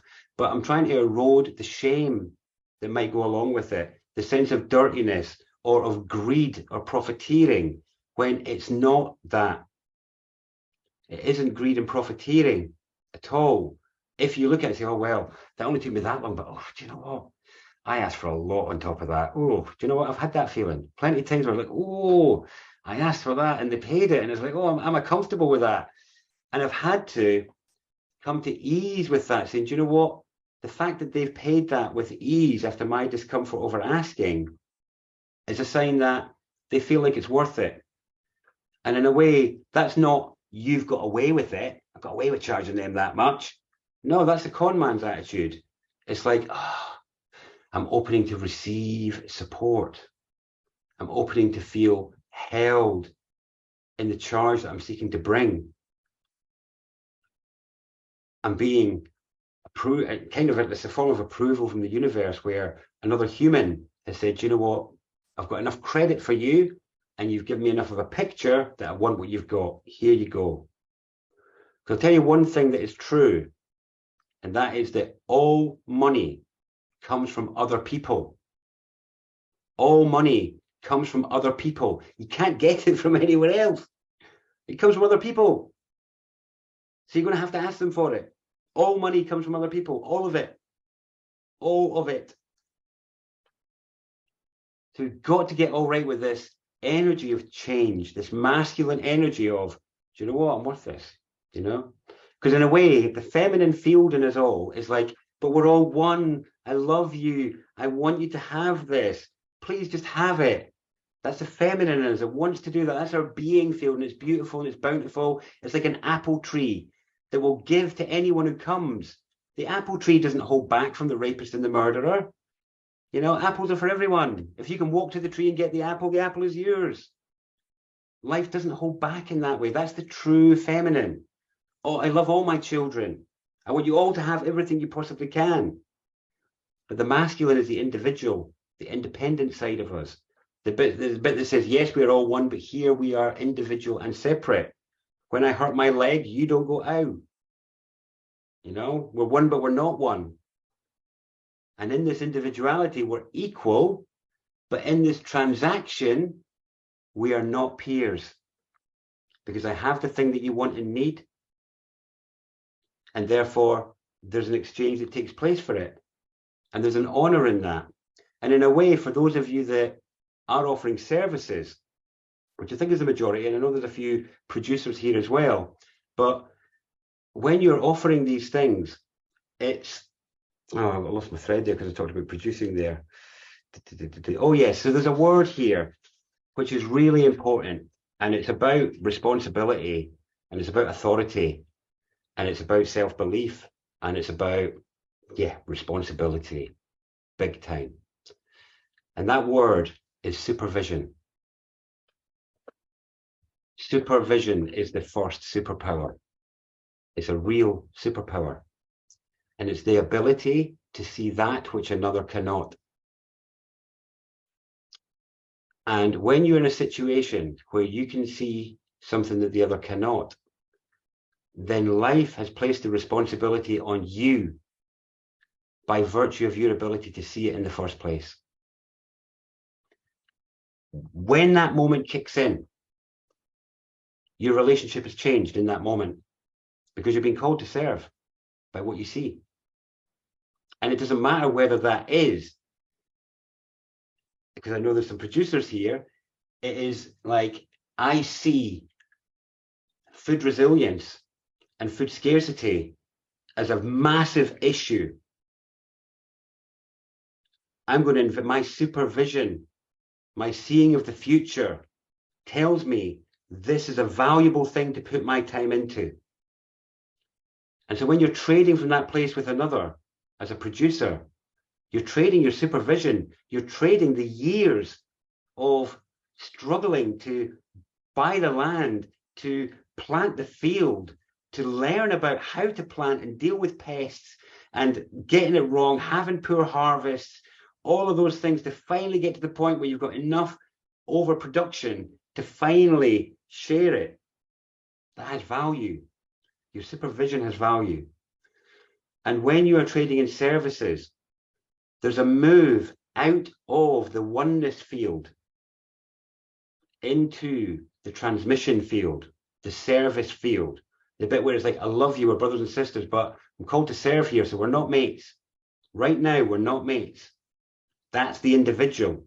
That's the responsible one saying, I'm going to get out of the way of the friendly oneness space because there's a need here for healing, insight, change. And so we need to park the banter, and I'm here to serve. I'm here to get out of the way of my personal preferences and my personal wants and desires right now of what else I could be doing with my time to give to you. When we make that move, we are taking charge. And it is appropriate for you to recognize that difficult function, difficult maneuver, difficult service that we take for granted every day. But to get to the bottom of this charging wound, we need to see that change that's happening in that moment from, hiya, how you doing? Yeah, we're this, we're that, blah, blah, blah, blah, blah. Person says, I have a need, expresses it, stirs something in you. I have the solution to that need. And all of a sudden in that moment, again, supervision kicks in. That's where we have to flip our gender modes and we move out of the feminine, out of the welcoming field, out of the accepting field, into the non-accepting field, which is, I see you have a need. There is a change that is required here. I can help you with that change. Oh, you want some food? I've got some food. Oh, you need some healing? I've got that healing. You want that therapy? I've got that therapy. It doesn't matter what it is. But if you can plug into that, right, I'm moving into this, there's universal exchange needs to take place. Okay, let's get into that. In a way, it's, you know, there's a karmic balancing in making sure you deal with that transaction there and then. You can trust it to pay it forward, and I certainly invite that when it's appropriate. If you're dealing with somebody that can't trade, then go for the pay it forward model. I'm happy to give to you, we pay it forward. But when you're dealing with somebody that can trade, you should ask. Because in a way, and this is the real thing that changed it for me, I realized that it's only by having the courage to ask for those who can pay that I can sustain offering to those who can't. It's the only way. I must be willing to ask from those who have got so that I can give to those who have not. And that is part of that conversion. It's taking responsibility for the limitations and what is required to achieve our conversion goals, no matter what they are. Somebody else coming in right then. So we've covered a lot of ground there. I hope you feel that as well. And this last point, that last point around the flip that takes place and there being a rightness to you charging, just I really am inviting you all to see if you can get into that and be with the discomfort, because in a way it's telling you how much charge you can take at first, because in a way if you ask for more than that, you're going to be overcharging and overcharged, and you will get giddy. You'll all have felt it when you get over energized, you get giddy, you get ungrounded, there's going to be a discharge. You're going to have a leak. You're going to blow it. It's going to happen. It's happened to me already when, oh my goodness, that much in the bank, it's gone. It's like, oh, did I take charge of that very well? How much of that did I actually convert? And how much of it did I consume?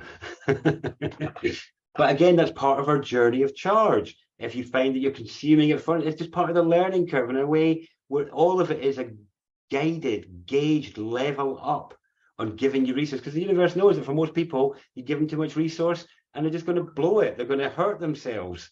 You know, they're going to get off track on their life lessons because they're going to be like, hey, just spending cash and going on holidays, when that maybe isn't what life wants for you. But instead, if we get on this journey very slowly, you'll be invited to the next level of the money test, which is, all right, what do you do when you've got some? Oh, it goes like that, does it? Well, let's stay at this level for a while until you can take that charge and you can manage what's coming in for sustenance and resource and how much is getting diverted to change, and then you level up to the next level. And then the next level is you've got families, other people's families depending on you to continue to operate at your level, so that that's your staff and your employees, can operate at theirs, and you get this cascade of interdependent reliance. And this, in a way, is a real human reclaiming of what businesses have taken from us, which is, you know, this very human reliance on each other to achieve a greater goal. And it all begins in a way with this form of leadership in your thing, in whatever your thing is. Because even if nobody else does what you do and nobody has a name for it, which is my position, you know, my position was, I find this thing inside me, it doesn't have a name, I'm going to have to come up with a name, and I'm going to have to bring it out. And I went through the process of saying, oh, maybe I'll get a certificate in that. And if I go and get a certificate in that, then people will think I'm more accredited and more valuable and all the rest of it. And my stubborn git inside me refused to do that. And I'm glad that it did, because it forced me to come to terms with the value of what I have to offer. It forced me to test myself against my peers by honestly offering what I have to the world and letting them judge it. And I said this when I first started giving talks, in a way. I said, what I'm doing here is I'm testing my subjective experience, because I think what I've tapped is something that is shared real. But if you can't see it and I can't get you to see it in a reasonable time, then I'll go take the pills. You know, I'll sign off, no problem. So it's just a constant testing process. So when you're putting your services out in the world, you're testing yourself against your peers. You're testing your offering. And there's a constant biofeedback there that isn't ever asking you to give up, ever, unless it's a really clear message to give up. But if it's coming from your heartfelt desire, everything that's coming back is helping you improve, even if it seems that it's all British bulldogs helping you get ready for the next level. And there's care in that, there's love in that. And to see that and to realize, no matter what your money situation is, that there is love in it. And even if you're impoverished, it might not feel like it. But the reason that is there for most people is, you know, so many of us have come in to bring change to the world, but it means we have to convert everything that we find ourselves in. And that means we've got to process all of the ancestral load that our ancestors couldn't, all of the ancestral trauma, all of the ancestral poverty, fear, abandonment, hopelessness, enslavement, you know, all of these things that are inner lines that affect our ability to believe in the power of our change, to believe in the impact it can have. Because I'll tell you something, if you go out in your garden and you dig a hole, the world is permanently changed, because holes don't fill themselves and holes don't make themselves. Some other human is going to have to come and bother their arse to take time out of their life to come and fill in the hole that you made to thwart your change. Nobody wants to do that. And that's why what the state has done is it's engineered an amazing mental conditioning process to make you not believe in the worth of it. So that then even when it bubbles up inside you and wants to burst out of you, you don't believe it's worth anything. You're afraid of charging for it. Oh, it's not really got a worth. It's worth so much, but not in this realm. Mixing levels. Watch for the mixing of levels, because in a way, to me, we are in the times of embodiment, spiritual embodiment, the embodiment of the spirit, not the escape of the spirit from this form, not the, if I hit 5D and I can live there and stay there, I'm just going to hang out in 5D and then I don't have to put up with the horrors of the world. You've been tricked by spiritual bypassing. In a way, when we have these experiences, these connecting experiences or whatever, I see them as simply getting a hand on home base. Oh, thank goodness, home base is there. Oh, thank goodness it's not gone anywhere. Great, right. So where's it sent me? Where have I sent myself?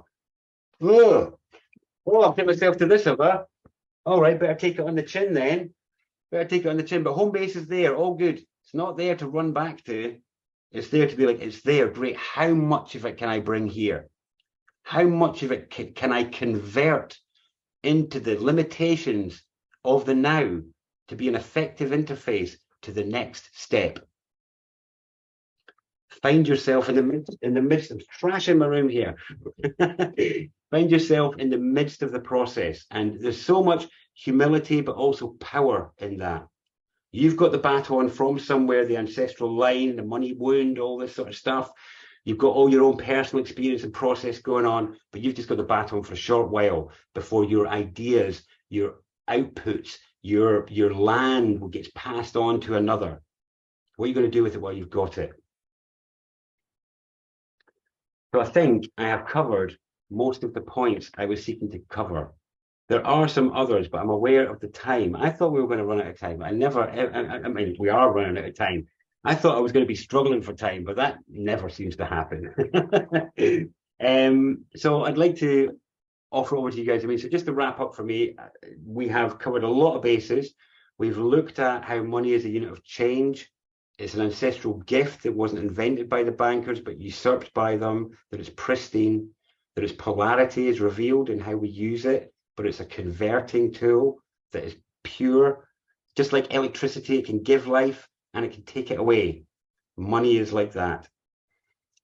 And then we've looked at the righteousness of your charging and how it's actually related to your relationship with masculinity, which seems weird. But if anybody wants to go more into that aspect of it, then I invite you to look at some of the gender work that I do and some of the gender videos you'll see on YouTube and whatnot. And I'll be doing more, I think, deeper on the masculine aspect of money in the future. But I didn't want to get into that too much here. It was more about the main ideas around money to really kind of bring a different perspective on them. We've looked at numerous things like mixing levels and what to charge and whatnot. But is there anything that I've missed? Is there something burning in somebody that I've not covered? I'd be happy to look at it. If there's something that this has brought up in you, like a question or something like that, I'm happy to hand the floor over to you all now. We don't have to end at 9 o'clock. And I'm going to have a quick catch up on the chat because I cannot read chats and talk. I'm not a multitasker like that, especially in the tech arena. Okay. Darren. Yes. The Bradbury pound that was around way before I was born. Yeah. And that they didn't have any interest. And along came Sickle, you know who it was, and then it said, no, they can't do that because they're making buildings, they're making all this other stuff. And it's all circulating, as you said, like, you know, that pound turned to £20, turned to £30 when it was just £10, Bradbury pound. Yes. Is there any likelihood of that? Because I know Froome have a similar model. Because I've been there, I've taken UK pounds, gone there, and they said, we convert that into Froome pounds. And I go, what? They said, you can buy the records, same records, but you're buying them with Froome pounds. I'm like, this is interesting. I want to move to Froome. I can't get a house there. Yeah. I know what you mean. Froome is expensive. Yes. You can't get a house there. No. It's not available. Yeah, I'm aware of that and of other currencies that are interest-free as they should be. And I'm greatly in support of communities coming up and using those because I'm all for this. As far as I can tell, like I say, since I had that NFT insight, for me, I'm all for this experiment in feeling value and what it feels like using different things across the globe. I mean, for me, the more experiments, the better. But as long as we understand the limitations of our experiment and what happens when we want to trade outside of our experiment, and to realize, again, if we're bringing in a unit of local money, then to understand that it's filling that void that money is filling. But as soon as we move outside our group, we're still going to need to use the money for it and to be okay with that. You know, in a way, I'm very much, I've noticed this in community stuff and in other things. And it's very interesting how there's a huge difference in what happens when people come up with a solution when they're running away from something rather than towards something. So a good example is the home ed community. So Suffolk, where I am just now, has an amazing home ed community. It's been established for many years. It's brilliant. There's stuff on all the time for the kids. It's wonderful. But in recent years, there's been a massive ejection from schools of kids who are struggling. And they've flooded the home ed communities. And it's really interesting to notice they're coming in and they're asking for insurances and they're asking for accreditations and stuff. And the home ed community are like, What are you on about, mate? This is home ed, you know, the hints in the title. And but it's really interesting to notice how different these parents are, because they're running away from something rather than the ones who are in the home ed scene because they're moving towards something. And I feel the same in the currency field. People who are moving towards something positive, they're moving to do this because they want this positive experiment in something that doesn't have this interest taint or the taint of whatever. I'm all for that. And I think those things are going to have a good feeling to them, and there will be a positive experiment going on.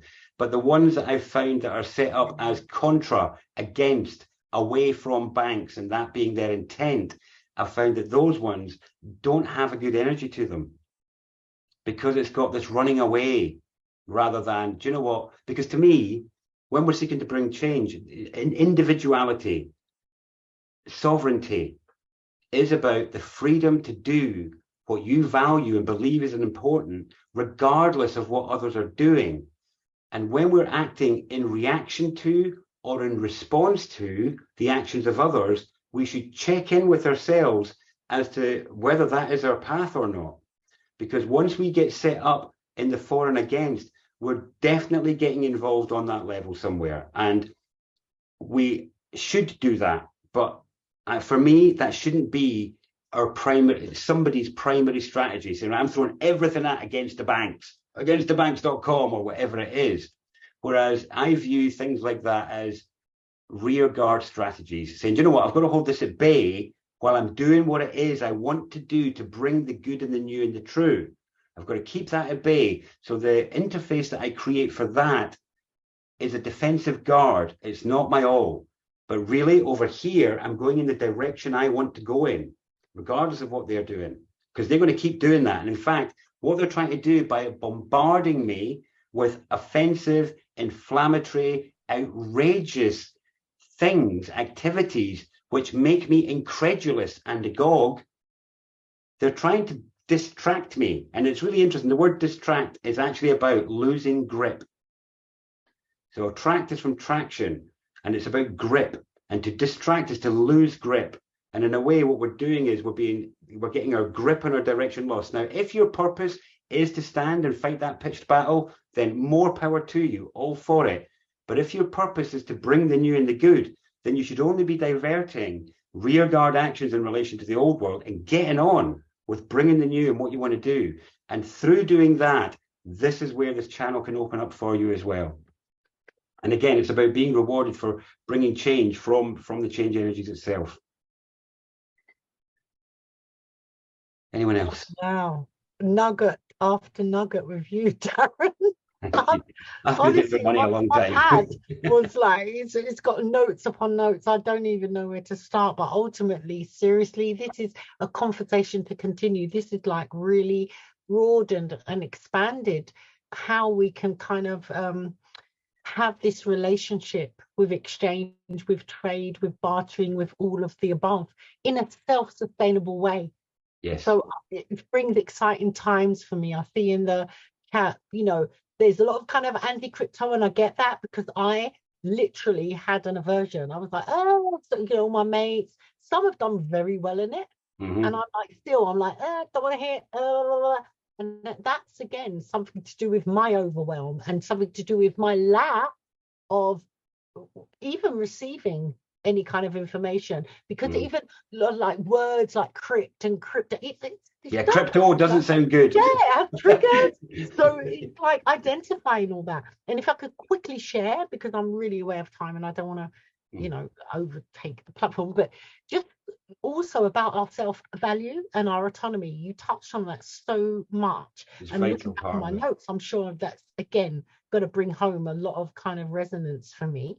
And also, I think when it comes to self-value, there's also this thing about kind of an ego. And when I look in commerce and I look at friends of mine who have decided to like start businesses, they haven't really looked at the market. They haven't looked at the need or the desire for it. They've got a passion for it, you know, and they're like, yeah, I'm going to throw this money into it and I'm going to market it, and nobody's interested. And it's because they haven't looked at a need.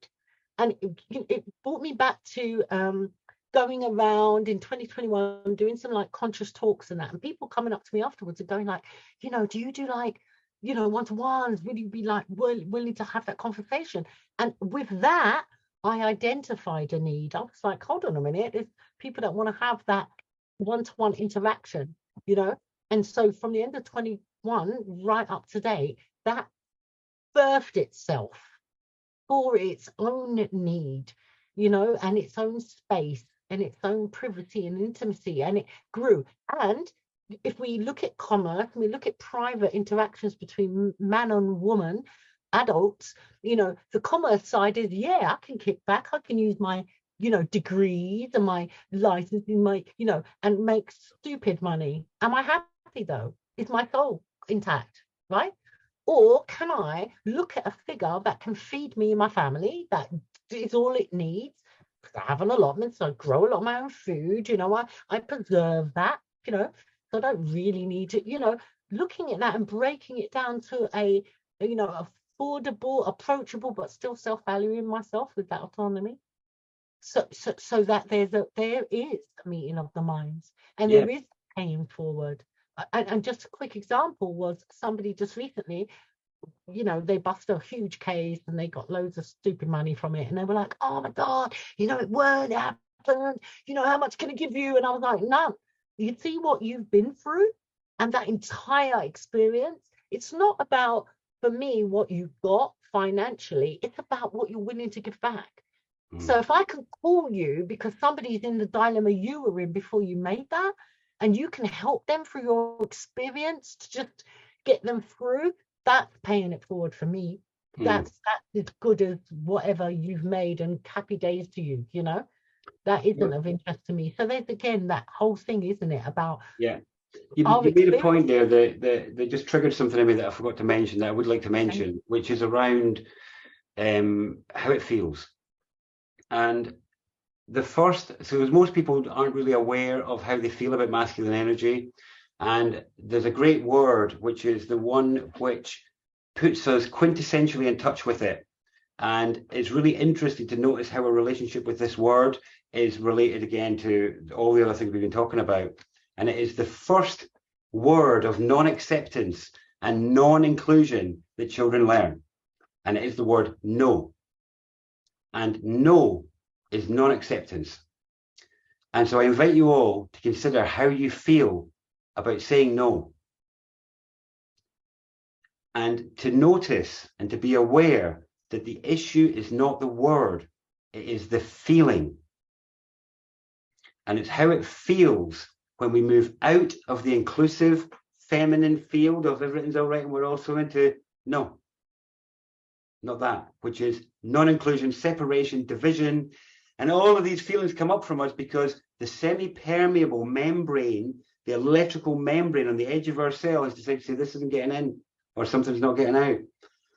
And that has a very distinct feeling that is bioelectrical in nature.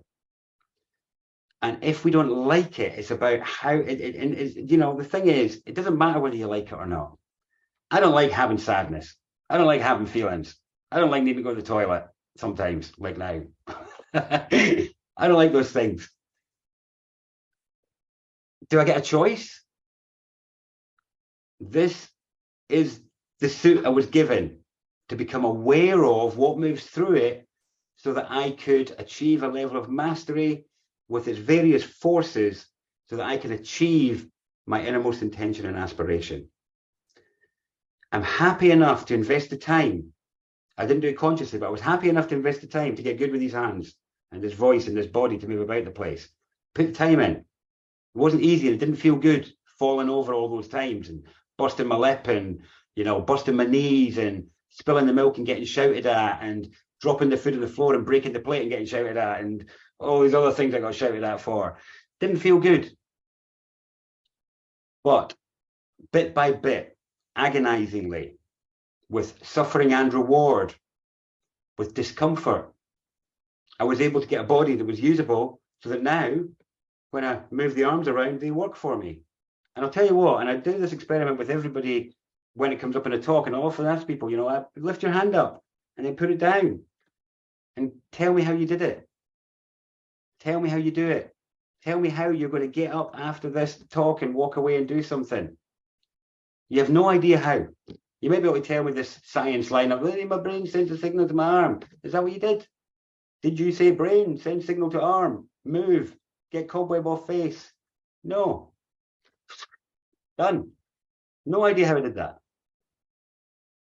Doesn't mean I can't. I've got no idea how I hold on to my bladder or how I drive the car. I don't need to know how masculinity works or how femininity works. I just need to know that they're there and they're working regardless of whether I like it or not. And I can choose to react with discomfort and avoidance and aversion when that energy moves through me and contract from the natural forces moving through me, which is how many people feel about masculine forces moving through them. You know, men have a lot of contraction issues around their natural sexuality because of how it's viewed in the world. And so as this natural energy is moving through them, they're self-contracting, creating blocks, spasms. It starts to leak out everywhere because they won't let the charge enter and find its natural place. And this is no different. You know, absolutely no different. Where? So no is, look at how you feel about no. If you feel good about no, do you feel bad about it? Do you feel uncomfortable when you're using it? At what point does saying no uncomfortable in terms of how well you know the person, how intimate the issue or whatever? It might be able to say, easy to say no to somebody that offers you McDonald's, but difficult to say no to a loved one who's asking you what you really think about them. No, I'm not telling you. And so that feeling, just be with it and be aware there's a relationship between your relationship with no and your relationship with saying 50 quid. Beautiful. Thank you for that. Oh, you're welcome. Thank you. I really resonated. So if anybody else has any questions or points, I'd be willing to receive them. And otherwise, I'll just mention that I've got a new calendar of events on darrendeojee.com. Most of the ones that are on there are like turn-up events, so you have to come along, but there's sounding ones and men's ones, but there's going to be more of these online ones going on there as well. So you're welcome to go onto the mailing list, or I've got all your emails here, so I will send you all a copy of this recording, so you can check back on it if you want to and take notes again, or maybe you've got the sort of download from it now, and I'll put on there as well somewhere where you can get access to the other events and stuff. Has anyone else got anything they'd like to add? Can I ask a quick question? Yes, First of all, thank you very much for this presentation. It was amazing. Thank you also for the recording. It's a really practical one, Darren. I've booked into your Stones Avery Living event. Stones, yes. Yes, I'm really excited about it. But I haven't got any. I've got a receipt to say I've paid, but I haven't had a confirmation. I haven't got a ticket or anything. That's right. That is because my skill at transmission is not matched at my organising skill. So I have got your booking. I have new staff on board that are going to be helping manage all this stuff for me. You will get something confirming the booking, but I have received it. Thank you. That's okay. Brilliant. My organisation will be improving. That's fine. That's fine. Thank you very much. Right. I look forward to it. All right. Well, if that's all right, everyone, I'm going to go and deal with that need, and I'm going to wish you all very well. Thank you again for your time and attention. This has been a great pleasure. I'm really grateful for all your thoughts because you really nourished this session, and I will speak to you all again. Thank you.